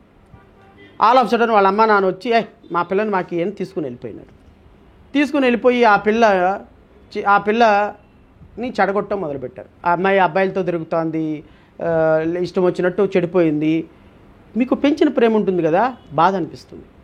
నేను పెంచాను ఈ పాపని, ఈ పాప ఈరోజు మీకు లీగల్గా రైట్ లేదు, బట్ మోరల్గా మీరు సఫర్ అవుతూ ఉంటారు, అయ్యో పాపమని. నా పరిస్థితి కూడా అలాగే ఉంది. ఎందుకంటే తెలుగుదేశం పార్టీ ఈ రాష్ట్రంలో ఫైట్ చేయని రోజున జగన్మోహన్ రెడ్డి మీద కొన్ని వందల కేసులు వేసి పాలసీ డెసిషన్స్ మార్పించారు. అవును, కొన్ని వేల డిబేట్లలో పాల్గొని ప్రభుత్వ వ్యతిరేక కార్యక్రమాలు ప్రజలకి చర్చ జరిగిపోయే విధంగా నేను వాళ్ళని ఎన్లైటన్ చేశాను. కొన్ని వందల బ్రెయిన్ స్టోమింగ్ సెషన్స్, రౌండ్ టేబుల్ సమావేశాలు పెట్టి రాష్ట్ర ప్రభుత్వం చేసే విధానాలని ప్రజల్లో చర్చకు పెట్టాం. కొన్ని వందల సమస్యల్ని దగ్గరికి వెళ్ళి పరిష్కరించి పోరాటం చేసి ప్రభుత్వ వ్యతిరేకతని కన్సాలిడేషన్ చేసి బంగారు పనుల్లో పెట్టి తీసుకెళ్లి తెలుగుదేశం పార్టీకి అప్పచెప్పాం. ఈ తెలుగుదేశం పార్టీకి అప్పచెప్పి ఈరోజు జగన్మోహన్ రెడ్డి మళ్ళీ రేపు ముఖ్యమంత్రి అవుతే మేము 5 సంవత్సరాలు మాట్లాడిన దానికి విలువ ఏంటుంది శివ? మేము చేసిన దానికి విలువ ఏంటుంది? రేపొద్దున ప్రజలు మమ్మల్ని ఏమైనా విశ్వసిస్తారా? చెప్పు తీసుకొని కొడతారు ఇంకోసారి మాట్లాడితే. 5 సంవత్సరాలు ఎదవా నువ్వు రోజు టీవీలో కూర్చొని మాట్లాడినావు, ఈరోజు మళ్ళీ జగన్మోహన్ రెడ్డి ముఖ్యమంత్రి అయినాడు, మీరు మాట్లాడింది అసలు విలువ లేనిది, మీరు కంఠశోస్తోటి మాట్లాడారని చెప్పి మమ్మల్ని ముఖం మీద ఉమ్మేస్తారు. ఉమ్మూయటానికి కారణం ఎవరో తెలుసా? ఇదిగో చంద్రబాబు నాయుడు. నీకు మాకు బలం లేదు శివ, మేము గెలవలేము, మాకు బలం లేదు, మా దగ్గర వేల కోట్ల రూపాయలు లేవు, మా దగ్గర ఇన్స్టిట్యూషన్ లేదు, మెకానిజం లేదు. మేము అప్పుడే ఎమర్జ్ అవటానికి ప్రయత్నం చేస్తున్నటువంటి ఒక చిన్న పువ్వులు. మాలాంటి వాళ్ళు ఫిట్ కారు, మాలాంటి వాళ్ళు జగన్ ఎదుర్కొనే స్థాయి లేదు, మాలాంటి వాళ్ళు చంద్రబాబు నాయుడిని ఎదుర్కొనే స్థాయి లేదు. మేము మాట్లాడగలం, 4 మాటలు మాట్లాడగలం, 4 నేసుకొని పోరాటం చేయగలం. అంతేగాను ఒక 100 కోట్లు ఖర్చు పెట్టి ఎమ్మెల్యేగా గెలవగలనా? ఒక 200 కోట్లు ఖర్చు పెట్టి ఎంపీగా గెలవగలనా? దీనికి కొంచెం టైం పడుతుంది. 10 ఏళ్ళు పట్టచ్చు, 20 ఏళ్ళు పట్టచ్చు, 30 ఏళ్ళు పట్టచ్చు.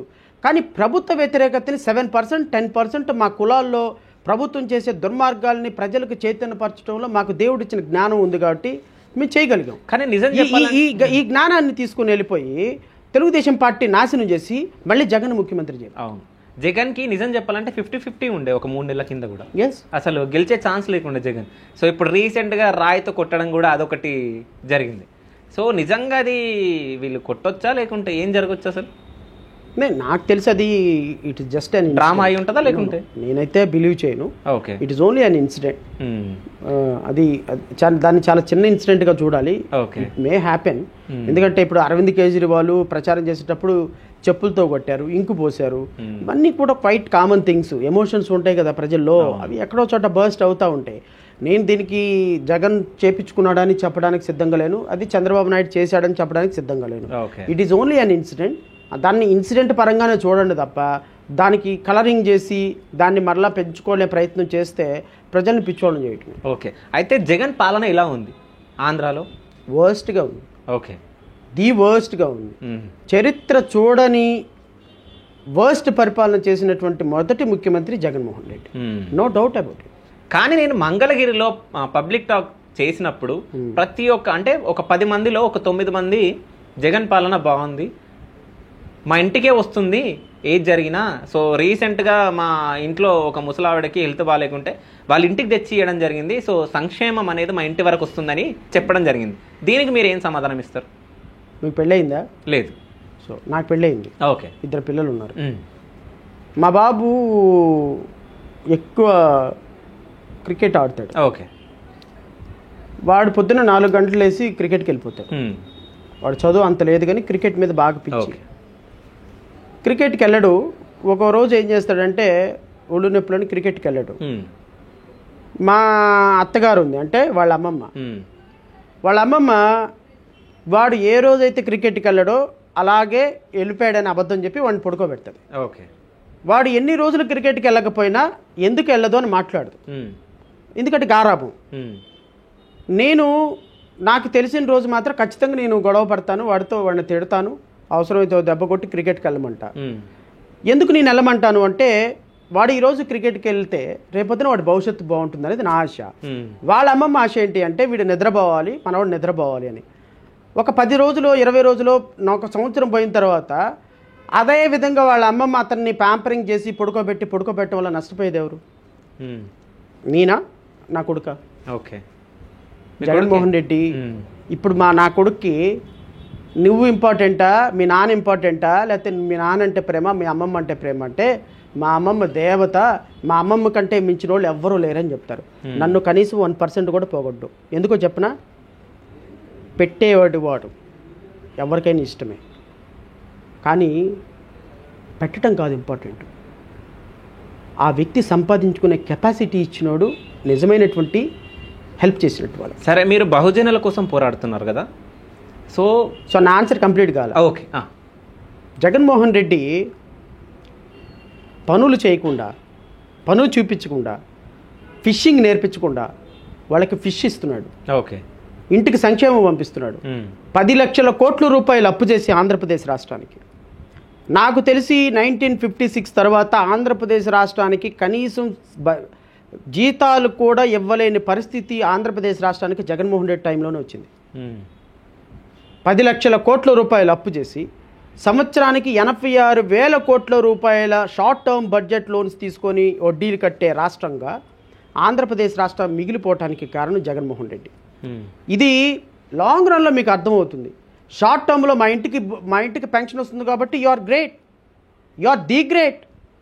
అంత మాత్రం చేత జగన్మోహన్ రెడ్డి, నేను చెప్పనండి, 2019 నుంచి ఈ రాష్ట్రానికి వచ్చిన ఒక కంపెనీ పేరు చెప్పండి శివ, మీరు సీనియర్ జర్నలిస్ట్ కదా. కంపెనీ అయితే లేవు, కంపెనీలు రాకుండా ఉద్యోగం గురించి మాట్లాడుతున్నాను. నో ఇంకోటి ఆన్సర్ ఇస్తాను నేను, మళ్ళీ మీకు ఆన్సర్ ఇస్తాను. Me what is your qualification? నేను ఏం ఫామ్ 10th క్లాస్ పాస్ అయ్యారు కదా. అవును. ఫస్ట్ క్లాసా, second class? Second class. Second class. ఎన్ని సబ్జెక్టులు ఉంటాయి 10th లో? 6 ఉంటాయి. 6 మార్క్, 6 ఉంటాయి. 6 600 మార్క్. ఓకే. సో 60 మార్క్స్ వస్తే ఫస్ట్ క్లాస్. ఫర్ ఎగ్జాంపుల్ అన్నిట్లో మీకు 90 మార్క్స్ వచ్చినాయి, తెలుగులో 30 మార్క్సే వచ్చినాయి. ఫెయిలా, పాసా? సంక్షేమం ఒక్కటే ఎప్పుడు పరిపాలనకి కొలబద్ధం కాదు. Okay. There are so many parameters. అర్థమైందా? పారామీటర్స్. ఒక ప్రభుత్వానికి ఫస్ట్ మార్క్ మీరు ఇవ్వాలి అంటే అన్ని పారామీటర్స్ చూసుకోవాలి. ఎంప్లాయ్మెంట్ జనరేట్ చేయాలి, కంపెనీలు తీసుకురావాలి, ఇన్కమ్ సోర్స్ పెంచాలి, డౌన్ ట్రాడెన్ పీపుల్ని చూసుకోవాలి, ఎంప్లాయీస్ని చూసుకోవాలి. అంతేగాని నాకు ఒక ఇంగ్లీష్లోనేమో 95 మార్కులు వస్తే మిగతా సబ్జెక్టులు అన్నింటిలో 0 వస్తాయి కాబట్టి ఇంగ్లీష్లో గొప్ప, నాకు సంక్షేమం ఇస్తుంది జగన్మోహన్ రెడ్డి అంటే అది ముఖ్యమంత్రి అంటామా? సరే, మీరు ఎడ్యుకేటెడ్ పర్సన్ కాబట్టి మీరు ఇది మాట్లాడుతున్నారు, వాళ్ళు అన్ఎడ్యుకేటెడ్ కాబట్టి వాళ్ళు మాట్లాడుతున్నారు. వాళ్ళకి ఎవరు తెలియజేయాలి అనేది నా క్వశ్చన్. ఎవరు తెలియజేయాలి అంటే బుద్ధి జ్ఞానం కడుపుకు అన్నం తినే ముఖ్యమంత్రి తెలియజేయాలి. ఓకే. ఈ రాష్ట్రాన్ని పరిపాలిస్తాను, మంచిగా పరిపాలించి ప్రజల బాగోగులను చూస్తాను అని ఒక ముఖ్యమంత్రిగా ప్రమాణ స్వీకారం చేసి కులం ప్రకారం, మతం ప్రకారం ఓట్లు అడిగి వాళ్ళకి ఓటుకి 5,000 రూపాయలు డబ్బులు ఇచ్చి ఒక వర్గాన్ని కేవలం అప్పులు చేసి సంక్షేమానికి పప్పుకూడు పెట్టినటువంటి ముఖ్యమంత్రిగా జగన్మోహన్ రెడ్డిని అడగాలి. ఈ రాష్ట్రానికి కనీసం ఒక యువతకు ఉపాధి కల్పించాలి, యువతను బాగు చేయాలి. రాష్ట్రం ఇంకొక రాష్ట్రం ఏమండి, తెలంగాణ రాష్ట్రం, మీరు తెలంగాణ, హైదరాబాద్ 2014లో తెలంగాణ ఆంధ్ర ఎందుకు విడిపోయింది శివ? రీజన్ ఏంటి? ఆంధ్ర వాళ్ళు దోచుకుంటున్నారనే కదా. జాగో బాగో సిగ్నల్ మీరే కదా ఇచ్చింది. 2014 తర్వాత ఆంధ్రప్రదేశ్ రాష్ట్రాన్ని ఒక అవహేళన చేస్తూ, రోడ్లు బాగున్నాయి అంటే తెలంగాణ, రోడ్లు చచ్చుపడిపోయినాయి అంటే ఆంధ్ర, 1 ఎకరం తెలంగాణలో అమ్మండి, 100 ఎకరాలు ఆంధ్రాలో కొనండి అనే స్లోగన్ ఇచ్చినటువంటి తెలంగాణ దేనికి ఇచ్చింది తెలుసా? ఇట్లాంటి దుర్మార్గుడు వల్ల. ఎందుకు మా రాష్ట్రం తలదించుకోవాలి మీ ముందు? నిన్న మొన్నటి వరకు మీరు డెవలప్మెంట్కు లేదు, మాకు డెవలప్ అయ్యాము, జాగో అని చెప్పేసి బాగో అని చెప్పి ఆంధ్రప్రదేశ్ రాష్ట్ర ప్రజలను బయటకు తనివేసి ఈ రోజున ఆంధ్రప్రదేశ్ రాష్ట్రాన్ని చులకనగా చూడటానికి కారణం ఎవరు? ఈరోజు రాజధాని లేని రాష్ట్రంగా తయారవడానికి కారణం ఎవరు? ఇక్కడ 10 ఎకరాలు అక్కడ ఎకరం అమ్మితే ఇక్కడ 10 ఎకరాలు కొంటామని సిద్ధాంతం ఇచ్చింది ఎవరు? ఇలాంటి సిస్టమ్కి కారణం ఎవరు? పాలకులు కదా, జగన్మోహన్ రెడ్డి కదా, చంద్రబాబు నాయుడు కదా. తెలంగాణ 10 సంవత్సరాల్లో ఎంత డెవలప్ అయింది, ఆంధ్ర 10 సంవత్సరాలు ఎంత కూరుకుపోయింది అంటే 5.5 కోట్ల మంది ప్రజలకు బాధ ఉండదా శివ? బాధపడాల్సిన పని లేదా? దేనికోసం? 973 కిలోమీటర్ల తీర ప్రాంతం ఉన్న ఆంధ్రప్రదేశ్ రాష్ట్రం గుజరాత్ తర్వాత అత్యంత ఎక్కువ తీర ప్రాంతం ఉన్న ఆంధ్రప్రదేశ్ రాష్ట్రం ఈరోజు పట్టుమని 100 మందికి ఉపాధించేటువంటి ఒక కంపెనీ లేకుండా పోతే దానికి కారణం ఎవరు? కరెక్ట్ అయిన లీడర్లు లేరు. There is the point. Correct అయిన లీడర్లు లేక కాదు, కరెక్ట్ అయినటువంటి లీడర్లు ప్రజలు ఎన్నుకోక. ఓకే, కరెక్ట్ అయిన లీడర్స్ని ప్రజలు ఎన్నుకోక. కరెక్ట్ అయిన లీడర్లు ఎవరు? The best has to be chosen. ఎవరున్నారు ఇప్పుడు ప్రెసెంట్? దట్ ఈస్ వై నేను అంటున్నాను శ్రవణ్ కుమార్ ఉన్నాడు అంటున్నా. ఓకే, శ్రవణ్ కుమార్ ఉన్నాడు అంటున్నా. శ్రవణ్ కుమార్ రేపొద్దున ఏ వ్యవస్థనైనా ₹1 కరప్షన్ లేకుండా నడపగలిగినటువంటి శ్రవణ్ కుమార్ ఉన్నాడు అంటున్నా. 5 సంవత్సరాల పాటు ఈ రాష్ట్రంలో ఎంతో గొప్ప సేవ చేసి ప్రతి అంశం మీద క్షుణ్ణంగా అవగాహన తెచ్చుకున్న శ్రవణ్ కుమార్ ఉన్నాడు అంటున్నా. ఈ రాష్ట్రానికి 1 లీడర్ ఈజ్ రిక్వైర్డ్. ఒక హానెస్ట్ లీడర్ ఈజ్ రిక్వైర్డ్. కులాలకి మతాలకి ప్రాంతాలకు అతీతంగా ఉన్న ఒక్క లీడర్ కావాలి శివ. కానీ ప్రజలు నమ్మరు. దురదృష్టం ఏంటి అంటే ప్రజలు నమ్మరు. ప్రజలకి 1,00,000 మంది ఉన్నవాడు ఒక ధర్నా ఒక ర్యాలీ చేస్తే వాడు లీడర్. వాడి మీద ఎన్ని అక్రమ కేసులుంటే వాడు ఒక లీడర్. పాప జగన్మోహన్ రెడ్డిని గులకరాయితో కొట్టారంట.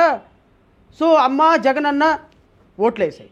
జగన్మోహన్ రెడ్డి 3,500 కిలోమీటర్ల పాదయాత్ర చేస్తూ వాకింగ్ చేశాడంట. He's a leader. Nara Lokesh పాపం బాడీ తగ్గించుకోవడానికి యువగళమనే పాదయాత్ర చేశాడంట. He's a leader. Chandrababu Naidu 53 రోజులు లోపల పెట్టారు. అయ్యో పాపం చీఫ్ మినిస్టర్. ప్రజల క్యాలిక్యులేషను ఎమోషనల్ కనెక్టివిటీతో తిరుగుతుంది. అవును, ఎమోషనల్ కనెక్టివిటీతో తిరుగుతుంది. వైఎస్ వివేకానంద రెడ్డి మర్డర్ కేసులో అయ్యో పాపం బాబాయిని చంపేశారు జగన్మోహన్ రెడ్డి సీఎం. బాబాయిని జగన్మోహన్ రెడ్డే చంపేశాడు. So Chandrababu Naidu CM. ప్రభుత్వాలకి, అడ్మినిస్ట్రేషన్కి, క్యాలిబర్కి, ప్రజాస్వామ్య విలువలకి ఎక్కడైనా కంపారిజన్ ఉందా? అదే ఒక వ్యక్తి ముఖ్యమంత్రిగా జగన్మోహన్ రెడ్డి చేసిన అభివృద్ధి, జగన్మోహన్ రెడ్డి చేసిన డిస్ట్రక్షన్, చంద్రబాబు నాయుడు చేసిన డిస్ట్రక్షన్, చంద్రోబాబు నాయుడు చేసిన స్కాములు.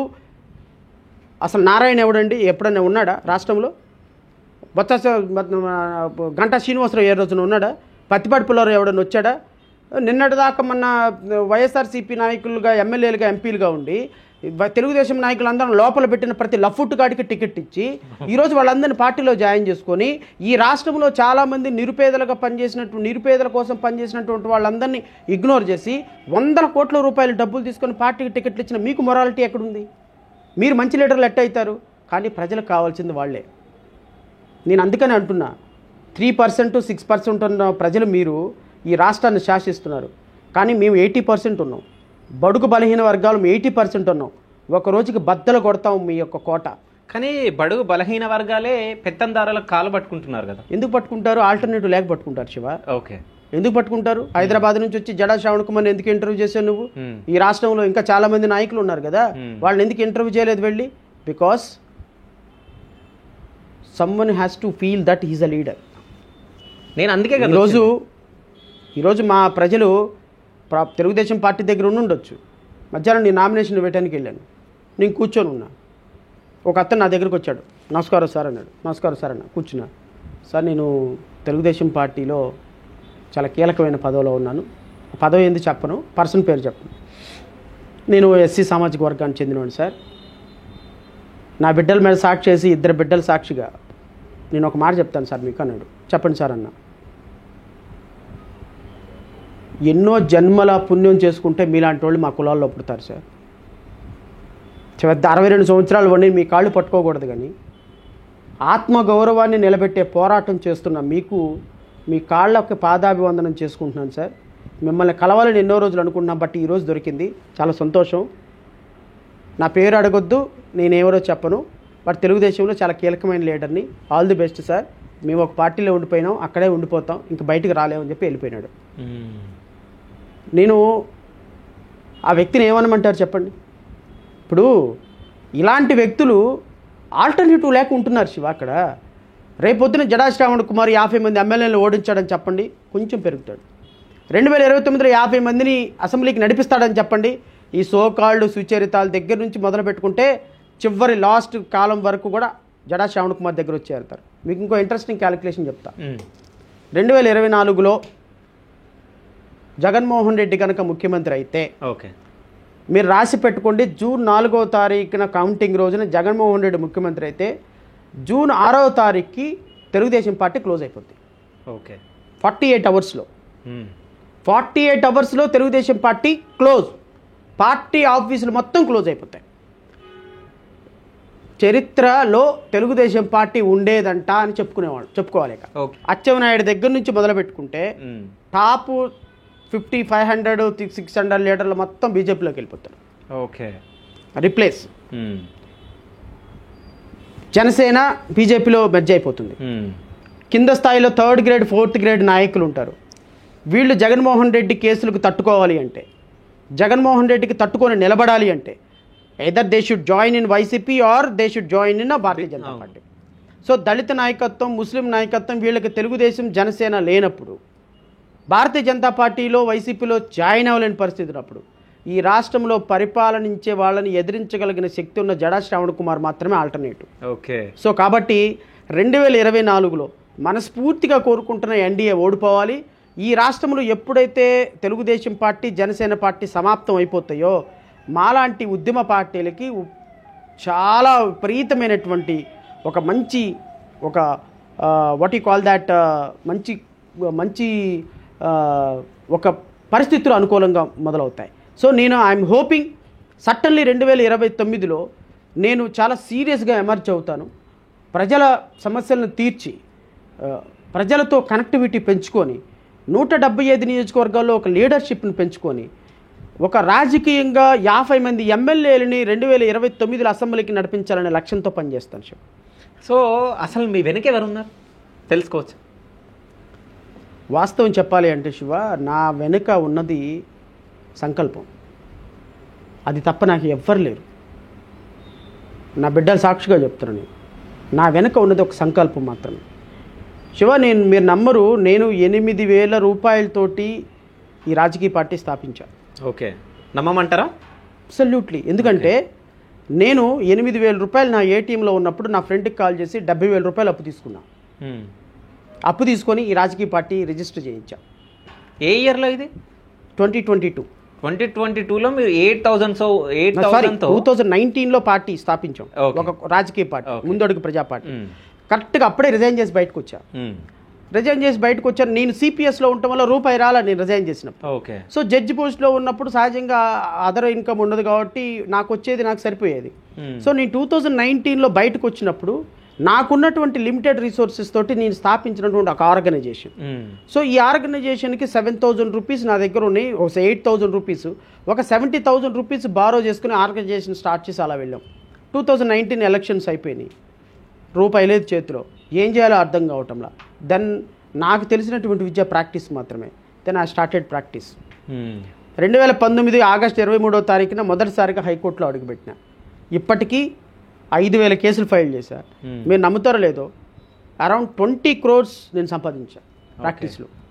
ప్రతి రూపాయి దీనికోసమే ఖర్చు పెట్టా, రాజకీయ పార్టీ కోసం ఖర్చు పెట్టా. ప్రతి రూపాయి ప్రజల దగ్గర నుంచి వచ్చింది, ప్రజలకి వెళ్ళిపోయింది. ఈరోజు నాకు సొంత ఇల్లు కూడా లేదు. నాకేమన్నా అయితే మా పిల్లలు కూడా రోడ్డు మీద ఉండాల్సిందే. ఎందుకంటే నేను రిస్క్ గేమ్ ఆడుతున్నా. వస్తే కొండ వస్తుంది, లేకపోతే లైఫ్ పోతుంది. మీకేమన్నా అవుతుంది అనుకుంటున్నారా? ఎవరని చెప్పగలం శివ, ఎవరని చెప్పగలం? ఎవరన్నా చేయకపోవచ్చు. లైఫ్ అది చాలా సర్టనిటీ లేనటువంటి లైఫ్లు ఇవన్నీ. ఒకలాంటి కరోనా లాంటిది ఒకటి వచ్చిందంటే పొద్దున్న కనపడినోడు సాయంత్రం కనపడ్డు, సాయంత్రం కనపడినోడు రేపు కనపడ్డు. నాకు మీరు అడిగిన ప్రశ్నకి స్పష్టంగా చెప్పాలి అంటే, ఒక లక్ష్యం కోసం ప్రయాణం చేస్తున్న శ్రావణ్ కుమార్కి నాకు అదృష్టం ఫ్యాక్టర్ కొంచెం ఎక్కువ అనే చెప్పాలి. Because God is only is protecting me. God is protecting me. చాలా సందర్భాల్లో గాడు పడిపోతున్నామా అనుకున్న పరిస్థితుల్లో పట్టుకుంటాడు. సో కొంత నాకు సంకల్ప బలం, ప్రజాబలం, చేస్తున్న దాంట్లో నిజాయితీ, మాట్లాడే దాంట్లో నిజాయితీ, ధైర్యంగా స్పష్టంగా సూటిగా ఏ రాజకీయ పార్టీని కూడా నేను మామా అనకుండా, లేకపోతే ఇట్లా మాట్లాడకుండా, గోడ మీద పిల్లిలా కాకుండా స్ట్రైట్ ఫార్వర్డ్లో మాట్లాడతాను. సో స్ట్రైట్ ఫార్వర్డ్లో మాట్లాడటం మీకు నచ్చకపోవచ్చు. ఇదేంది బీజేపీని విమర్శిస్తాడు, జనసేనను విమర్శిస్తాడు, తెలుగుదేశాన్ని విమర్శిస్తాడు, కాంగ్రెస్ పార్టీని విమర్శిస్తాడు, వైసీపీని విమర్శిస్తాడు, ఈయనేంటి ఏదో రాజకీయ పార్టీలో కలకను విమర్శిస్తాడు, పిచ్చోడా మంచోడా అనుకునేవాళ్ళు చాలామంది ఉన్నారు. నేనేమంటానంటే వాళ్ళందరికీ ఒకటే సమాధానం. నేను ఒక రాజకీయ పార్టీని, ఇప్పుడు చంద్రబాబు నాయుడు అడ్మినిస్ట్రేషన్లో చాలా ఇష్టం అని చెప్పాను నేను మీకు. ఎందుకు చెప్పాను నేను? వాస్తవం కాబట్టి. జగన్మోహన్ రెడ్డి డిస్ట్రక్షన్ చేస్తున్నాడు అని చెప్పాను. ఎందుకు చెప్పాను? వాస్తవం కాబట్టి. రేపు జగన్మోహన్ రెడ్డి గెలవబోతున్నాడు అని చెప్పాను. ఎందుకు చెప్పాను? అది నా మనసుకు అనిపించింది కాబట్టి. వీళ్ళందరూ కూడా తెలుగుదేశం పార్టీ, నారా చంద్రబాబు నాయుడు, పవన్ కళ్యాణ్ ఆంధ్రప్రదేశ్ రాష్ట్రంలో ప్రజలను నమ్మటానికి బీజేపీ దగ్గరికి వెళ్ళారని చెప్పాను. ఎందుకు చెప్పాను? అది వాస్తవం కాబట్టి. సో వాస్తవాలు మాట్లాడే రాజకీయ నాయకుడు దూరమైన ఇలాంటి పరిస్థితుల్లో వాస్తవం మాట్లాడడానికి ప్రయత్నం చేస్తాం. సో 2024లో ఓట్లు చీల్చడానికి పోటీ చేస్తున్న Jada Shravan Kumar correct. Absolutely. So ఏ పార్టీకి లాభం చేకూరుస్తున్నారు మీరు? ఎంత తీసుకున్నారు? ఎన్డీఏకి నష్టం అనుకుంటున్నాను నేను. ఓకే. వైసీపీకే లాభం నా వల్ల. ఓకే.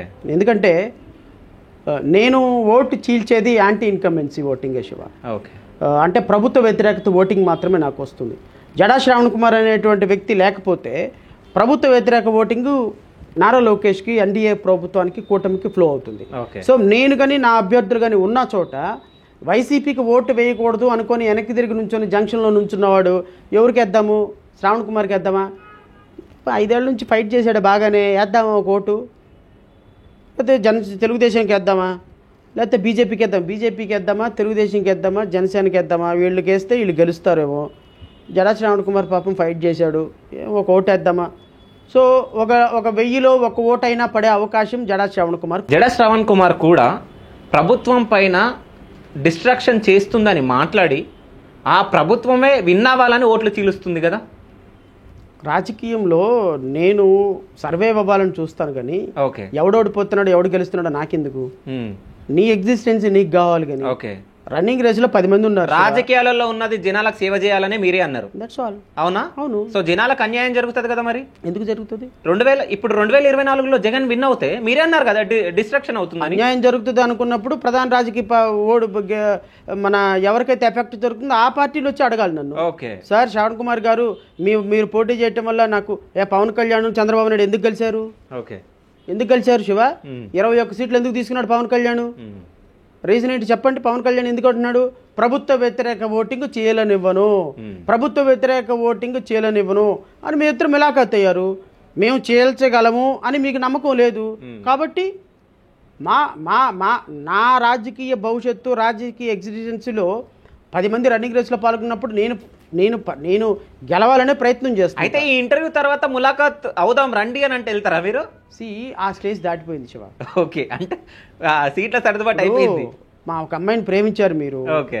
ఆ అమ్మాయి మీ ప్రేమను యాక్సెప్ట్ చేసిందో లేదో మీకు పెళ్ళి అవ్వకముందే చెప్పాలి. ఓకే. పెళ్ళి అయిపోయిన తర్వాత వచ్చి ఐ లవ్ యూకి రిప్లై ఐ లవ్ యూ చెప్పింది అనుకోండి, ఉపయోగం లేదు. సో శ్రవణ్ కుమార్ గారు మనసులోని మాట చెప్పేశారు. అబ్సల్యూట్లీ. ఓకే. సో రేపు ఉదయం తెలుగుదేశం ప్రభుత్వం వస్తుందని నేను అనుకోను. వాళ్ళు గొప్పగా చూసుకునేంత గొప్పవాడిని కాదు, అలాగని వాళ్ళు చులకనగా చూసేంత చిన్నవాడిని కాదు. నాకుండాల్సిన ఎగ్జిస్టెన్స్ నాకుంది, నాకుండాల్సినటువంటి న్యూట్రల్ ఓటర్లు నాకున్నారు. రేపొద్దున శివ నేను చాలా సీరియస్గా చెప్తున్నా, మీకు కొన్ని క్యాలిక్యులేషన్ చెప్తా.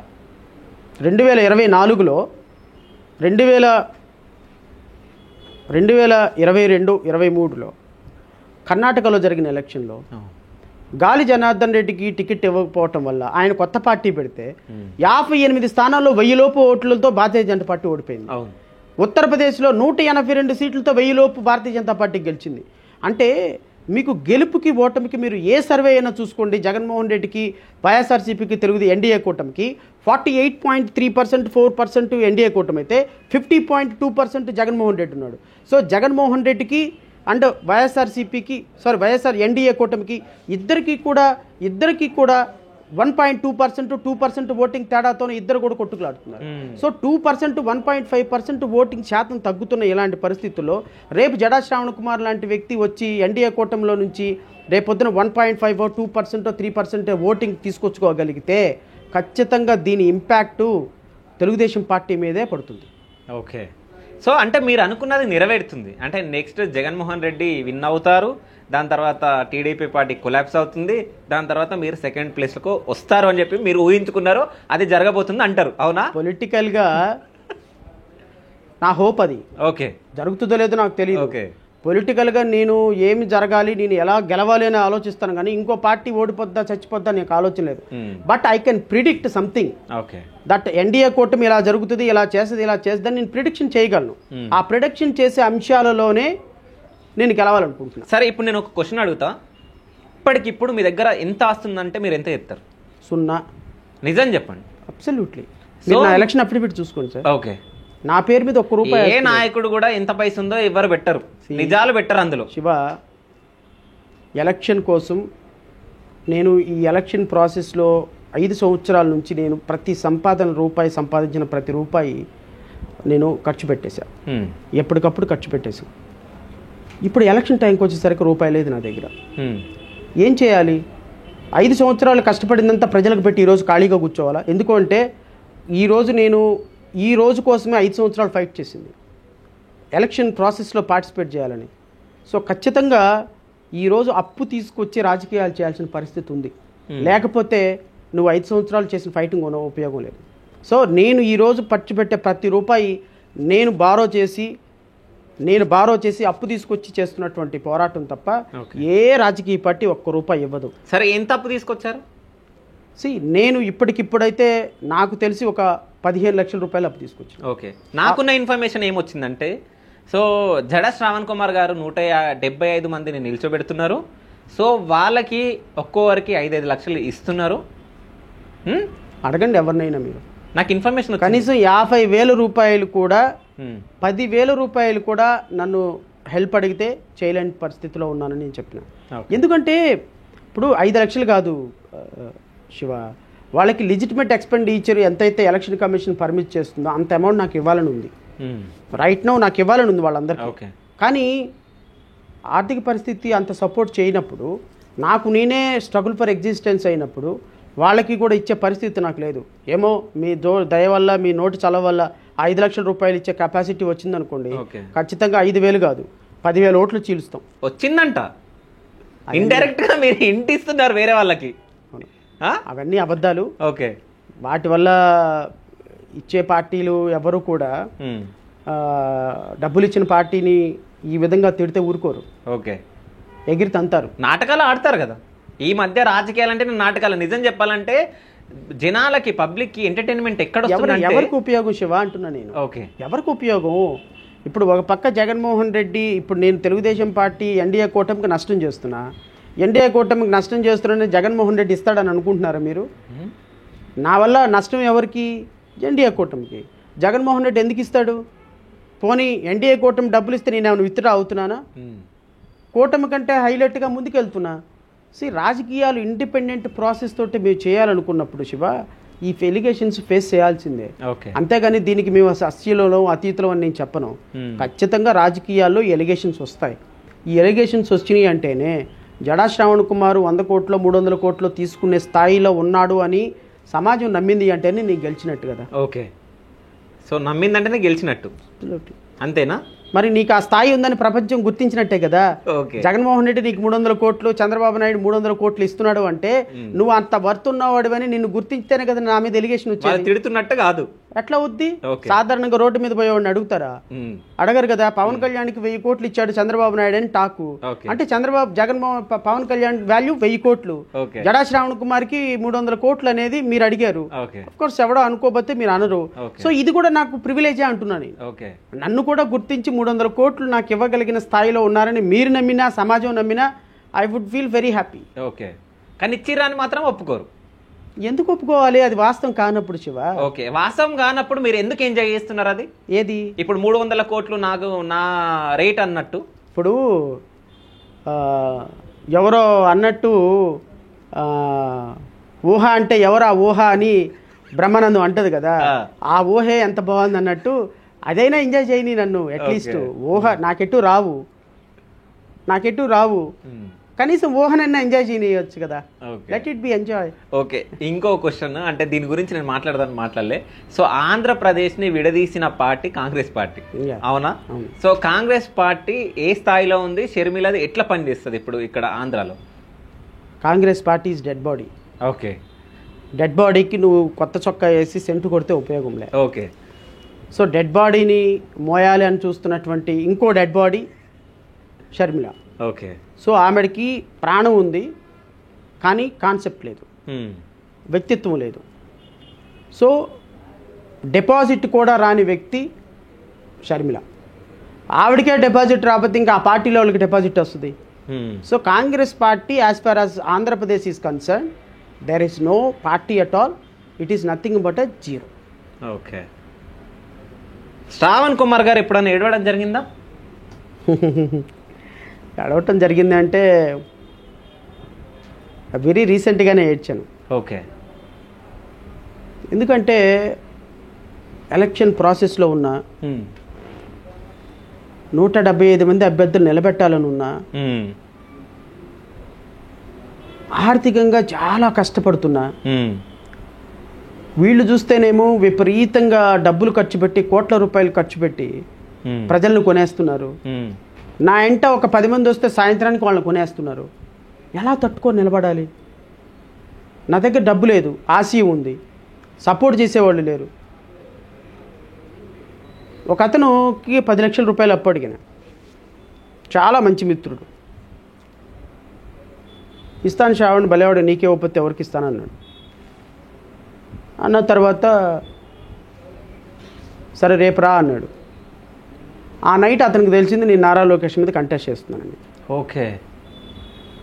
తెల్లవారి నేను ఊర్లో లేని శ్రావణ్, ఎల్లుండి వస్తాను అన్నాడు. నువ్వు ఎందుకు వేరే వాళ్ళు నన్ను పంపించన్నాడు. వేరే వాళ్ళు నన్ను పంపిస్తే వాళ్ళ పిఏ చేత ఫోన్ చేయించాడు. రేపు నారా లోకేష్ మీద కంటెస్ట్ చేస్తున్నావు శ్రావణ్, గబక్కన ఏదన్నా తేడా జరిగితే నీకు డబ్బులు ఇచ్చి నేనే నామినేషన్ చేయించానంటావు, రేపొద్దున వాళ్ళు నా మీద పడతారు, ఐఎమ్ సారీ, ఏమనుకోద్ది ఒక్కసారి కానీ అన్నాడు. ఓకే. చాలా బాధ అనిపించింది. అంటే ఇండైరెక్ట్గా డైరెక్ట్గా ఎన్నో బాధలు, కానీ కసి ఉంది. కసికి తగ్గ పోరాటం చేయగలిగిన జనాలు ఉన్నారు. వాళ్ళ దగ్గర కానీ నా దగ్గర కానీ లేనిది ఏంటి అంటే డబ్బు. రాజకీయాల్లో కావాల్సింది ఏంటి అంటే డబ్బు.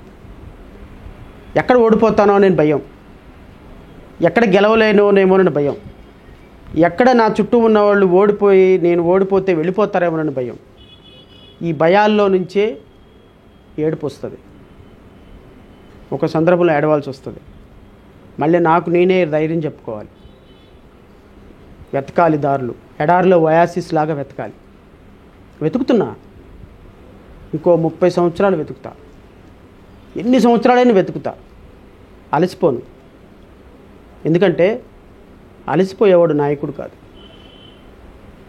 నారా లోకేష్ దగ్గర, పవన్ కళ్యాణ్ దగ్గర, చంద్రబాబు నాయుడు దగ్గర, జగన్మోహన్ రెడ్డి దగ్గర లేని గొప్ప ఆయుధం నా దగ్గర ఉంది, న్యాయవాది అనే ఆయుధం. ఈ న్యాయవాది వృత్తితోనే కోర్టుల్లో 100 కేసులు వేసి రేపొద్దున 100 కోట్ల రూపాయలు ఖర్చు పెట్టిన అవినాష్ రెడ్డి బెయిల్ క్యాన్సిల్ చేయించి జైలుకి పంపించబోతున్నా కేవలం న్యాయవాది అనేటువంటి ఒక విషయంతో. కొన్ని 100 కేసులు వేసి ప్రభుత్వం మెడలు వంచా న్యాయవాది అనే ఒక ఆయుధంతో. డాక్టర్ బాబాసాహెబ్ అంబేద్కర్ స్ఫూర్తి న్యాయవాది అనే ఒక ఆయుధంతో, వీళ్ళ నలుగురు దగ్గర లేని ఒక ఆయుధంతో ప్రజల దగ్గరికి వెళ్తా. అయితే మీరు ఇప్పుడు మాట్లాడిన దాంట్లో నేను కూడా ఒకటి అడగాలనుకుంటున్నా. సో ఇప్పుడు మీరు చెప్పడం జరిగింది, నేను 10 లక్షల అప్పు అడిగినప్పుడు, సో రేపు పొద్దున టీడీపీ వాళ్ళు నేనే మీకు ఇచ్చినట్టు ఇట్లా ఏదైనా చేస్తారని భయపడ్డాడు. సో నేను పబ్లిక్ పల్స్కి వెళ్ళినప్పుడు, పబ్లిక్ని నేను వెళ్ళి మైక్ ముంగడ పెడితే, నేను వ్యాపారం చేసుకునే వ్యక్తిని, రేపు పొద్దున ఏదైనా మాట్లాడితే నన్ను ఏం చేస్తారు అని భయం పడుతున్నారు. అంటే అంత ఘోరంగా ఉన్నాయా ఆంధ్రప్రదేశ్ రాజకీయాలు? అంటే ఎలా తయారైపోయిందండి శివ ఇది. ఇప్పుడు నువ్వు తెలుగుదేశం పార్టీ, నేను అధికారంలో ఉన్న వైఎస్ఆర్ పార్టీ. నువ్వు తెలుగుదేశం పార్టీలో జెండా పట్టుకొని తిరిగితే నీకు వచ్చే పెన్షన్ ఆగిపోద్ది, నీకు వచ్చే స్థలం ఆగిపోద్ది, నీకు వచ్చే బెనిఫిట్స్ అన్నీ ఆగిపోతాయి, నీ మీద కేసులు పడతాయి. ఒక కామన్ మ్యాను వీటన్నిటిని తట్టుకొని ఎలా నిలబడగలడు? తెలుగుదేశంని వైసీపీ వాళ్ళ స్థాయిలో వాళ్ళు టార్గెట్ చేశారు, తెలుగుదేశం పార్టీ వాళ్ళ స్థాయిలో వాళ్ళు నన్ను టార్గెట్ చేస్తున్నారు. ఎవరైనా తెలుగుదేశం పార్టీ జెండా పట్టుకోకుండా నా జెండా పట్టుకున్నారనుకోండి, జడా శ్రావణ్ కుమార్ దగ్గర ఏముంది, మీకు 10 లక్షలు ఇస్తాం, 5 లక్షలు ఇస్తాం. దళిత నాయకులే బ్రోకర్లుగా మారి వాళ్ళ దగ్గరికి వెళ్ళి లాక్కెళ్ళిపోతున్నారు వాళ్ళు. అంటే ఓటు అనే ఆయుధాన్ని కొనటం మొదలుపెట్టి మాలాంటి వ్యక్తులకి ఒక సపోర్ట్ కూడా రాకుండా చేస్తున్నటువంటి రాజకీయ పార్టీల యొక్క కుతంత్ర విద్యలో గెలవాలి అంటే డబ్బు కావాల్సిన పరిస్థితి ఉంది, అధికారం కావాల్సిన పరిస్థితి ఉంది. వీళ్ళందరినీ తట్టుకొని నిలబడాలి అంటే ఒక బలమైన వ్యవస్థను ఏర్పాటు చేయాల్సిన పరిస్థితి ఉంది. ఎక్కడొస్తుంది వ్యవస్థ నీకు? నువ్వే రోజున ఎమ్మెల్యే అయ్యావా? నువ్వేదో రోజు ముఖ్యమంత్రి అయ్యావా? మీ తాత ఏమన్నా ముఖ్యమంత్రి అయ్యాడా? మీ నాన్న ఏమన్నా మంత్రి అయ్యాడా? అంటే మీ నాన్నో మీ తాతో ముఖ్యమంత్రి అయితేనే నీకు రాజకీయాల్లోకి వచ్చే అవకాశం. లేదా స్వతంత్రంగా వెళ్ళి జగనన్న కాళ్ళు పట్టుకుంటేనో చంద్రబాబు నాయుడు అన్న కాళ్ళు పట్టుకుంటేనో ఎమ్మెల్యే అవుతావు, మంత్రి అవుతావు. నువ్వు సొంతగా నిలబడ్డావా? అంబేద్కర్ భావజాలంతో ఇంకో భావజాలంతో ఒక వ్యక్తిత్వంతో ఒక న్యూట్రల్గా నిలబడ్డావా? నీకు ఆ ఛాన్స్ లేదు. న్యూట్రల్గా నిలబడే హక్కు నీకు లేదు. ఐదర్ నువ్వు తెలుగుదేశాన్ని విమర్శిస్తే వైసీపీ అయి ఉండాలి, వైసీపీని విమర్శిస్తే తెలుగుదేశం అయి ఉండాలి. ఇవి రెండు తప్ప న్యూట్రల్గా ఈ రెండు పార్టీలను విమర్శించే అర్హత ఈ రాష్ట్రంలో ఇంకెప్పటికీ లేదు. ఒకవేళ ఉన్నా వాడిని ఉండనివ్వరు. వాడి మీద పసుపు నీళ్ళన్నా వేయాలి, లేకపోతే బ్లూ నీళ్ళన్నా వేయాలి. అంతేగాని వ్యక్తిగతంగా నీకు ఒక అభిప్రాయం ఉంటుంది అని అసలు మర్చిపోయినారు సమాజం. ఉంటే ఆ గట్టు ఈ గట్టు, మూడో గట్టు లేదు. అందుకోసమనే పెనంలో నుంచి పడితే పొయ్యిలో నుంచి పడితే పెనం తప్ప ఆ రెండు గట్లు వీళ్ళని హింసిస్తే మీ దగ్గరకు వస్తున్నారు కదా చాలా మంది. ఎంత శాతం అంటున్నా నేను? ఎంత శాతం? ఎంతవరకు? మహా అయితే 1000లో ఒకళ్ళు. ఆ ఒక్కళ్ళతోనే ప్రయాణం మొదలు పెడుతున్నా అంటున్నా నేను. ఈరోజు 175 మందికి బీఫామ్లు ఇచ్చి రాష్ట్రంలో నిలబెట్టిన వాళ్ళు ఈ ఒక్కళ్ళే. ఎలా వచ్చారండి మీ దగ్గరికి అని జడా శ్రావణ్ కుమార్ గారు ఫస్ట్ ప్రశ్న ఒకటి అడిగారు. మీరు అవును, ఎలా వచ్చారు మీ దగ్గరికి, ఏం చేశారు అని. నేను 5 లక్షలు ఇవ్వలేదు సార్. బాధిత కుటుంబాలని పికప్ చేసి ఒక చోట కూర్చోబెట్టారు. వాళ్ళే వీళ్ళు. ఓకే. అయితే ఇంకోటి అంటే ఒక లీడర్కి ఉండే లక్షణాలు ఈరోజు మీలో నాకు కనిపించాయి. అంటే మీ దగ్గర ఉండొచ్చు, బట్ నేను ఈరోజు చూసింది మాత్రం ఏంటంటే ఒకటేసారి ఒక లీడర్ 175 మందికి, అంటే అందులో మీరు కూడా ఉన్నారు, సో అంతమందికి బీఫామ్ ఇవ్వడం నేను ఫస్ట్ టైం చూసిన. సో ఇక్కడ ఏ పార్టీలో జరిగిందో జరగలేదో నాకు తెలియదు. సో ఒకటేసారి ఎట్ ఏ టైం ఒకటే రోజులా సో అందరికి ఇవ్వడం ఫస్ట్ టైం నేను. అంటే ఇది మీరు ఎందుకు చేయాలనుకున్నారు ఒకటే రోజు అందరికి ఇవ్వాలని? ఏ పార్టీలో ఇట్లా జరగదు అనుకుంటా నాకు తెలిసి. అంటే నా స్వార్థం కూడా ఉంది దీంట్లో. ఓకే. ఇప్పుడు నేను ఈరోజు నామినేషన్ వేయాలనుకున్నాను. అవును, నాకు జనం కావాలి. ఓకే. నేను డబ్బులు పెట్టి కొని తెచ్చుకోలేను. ఓకే. నారా లోకేష్ లాగా 2000 3000 ఇవ్వలేను. ఓకే. సో నేనేం చేశాను తెలివిగా, మా పార్టీలో 175 మంది 174 మంది అభ్యర్థులు ఎవరైతే ఉన్నారో వాళ్ళందరికీ ఈరోజు బీఫామ్లు ఇస్తాను, మీ అందరు రమ్మని చెప్పిన విజయవాడ. ఓకే. వాళ్ళందరూ ఒక తలా 5గురితో వచ్చారు. ఆల్మోస్ట్ వాళ్ళే ఒక 1000 మంది అయిపోయారు. ఓకే. సో స్వామి కార్యం సత్కార్యం రెండే అయిపోయినాయి. వాళ్ళకి బీఫామ్లు ఇచ్చేసాను, నా నామినేషన్లో వాళ్ళు పాల్గొన్నారు, నాకు సాటిస్ఫై అయింది. ఓకే. సో పాలిటిక్స్లో నీ బలాన్ని చూపించుకోవటమే కదా గొప్ప. అవును. అందుకోసమనే 175 మందికి ఒకే రోజు నామినేషన్ బీఫామ్లు ఇవ్వాలని అనిపించిన కారణం కూడా నా స్వార్థం ఉంది.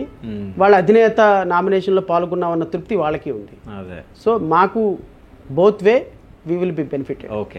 సో మీరు ఎన్నో కేసులు వాదించారు, అంటే వాటికి మీరు జడ్జిమెంట్ ఇవ్వడం జరిగింది. సో లాలో ఏమైనా లోపాలు ఉన్నాయా? శివ, లాలో లోపాలు అంటే అది ఒక పెద్ద ఓషన్. నేను చెప్పాలి అంటే మన సిస్టంలో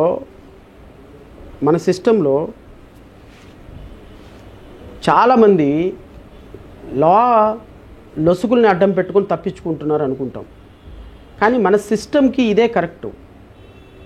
ఈ సిస్టమ్కి ఈ లా పర్ఫెక్ట్ సూట్ అవుతుంది. ఓకే. నేనేమనుకుంటానంటే లోపాలు ఉండటం కూడా మంచిదే. ఎందుకంటే ఇప్పుడు దుబాయ్లో ఉంది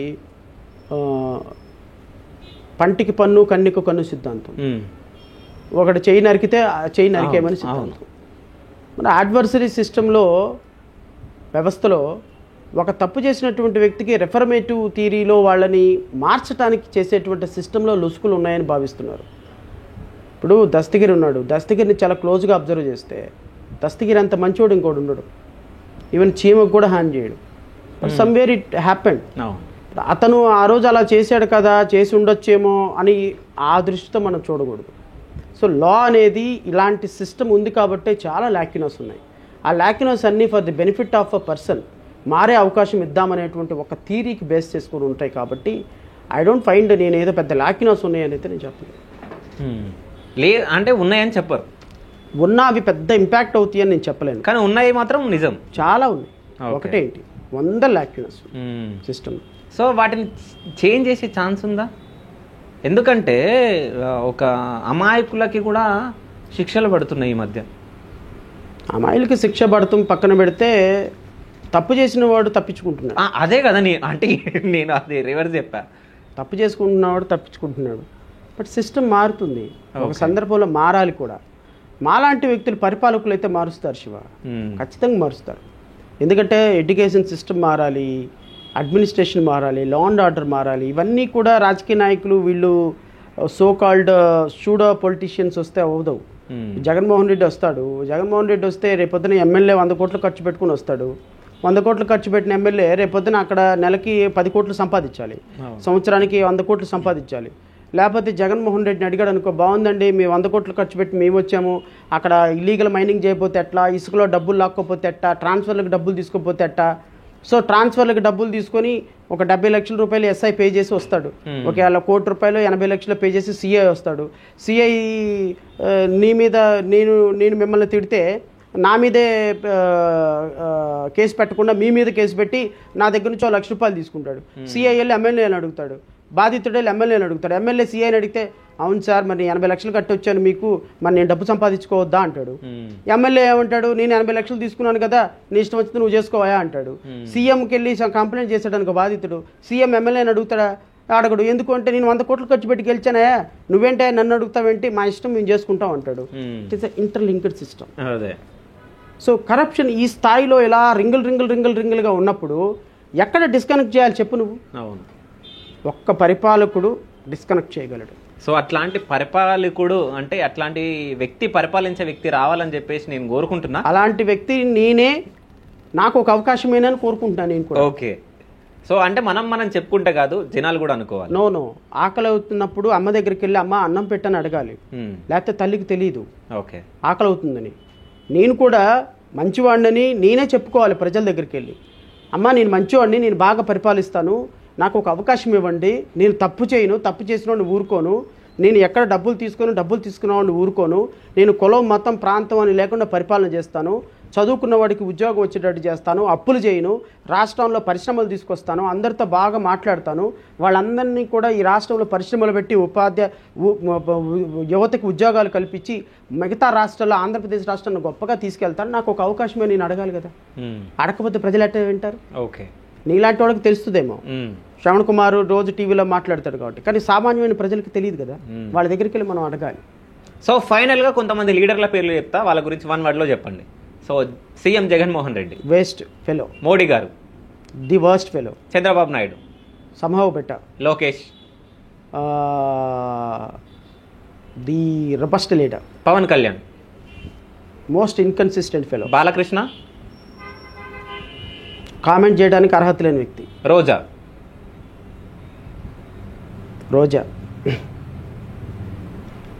చరిత్ర ఎన్నడూ ఎరగని ఒక వర్స్ట్ లేడీ.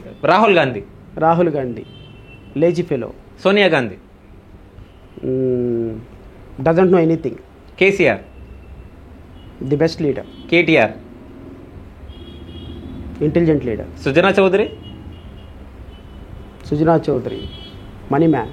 జడ Shravan Kumar, the leader. Okay, thank you so much sir. అంటే మీ విలువైన సమయాన్ని మాకు కేటాయించి ఇంటర్వ్యూ ఇచ్చినందుకు thank you so much. Thank you.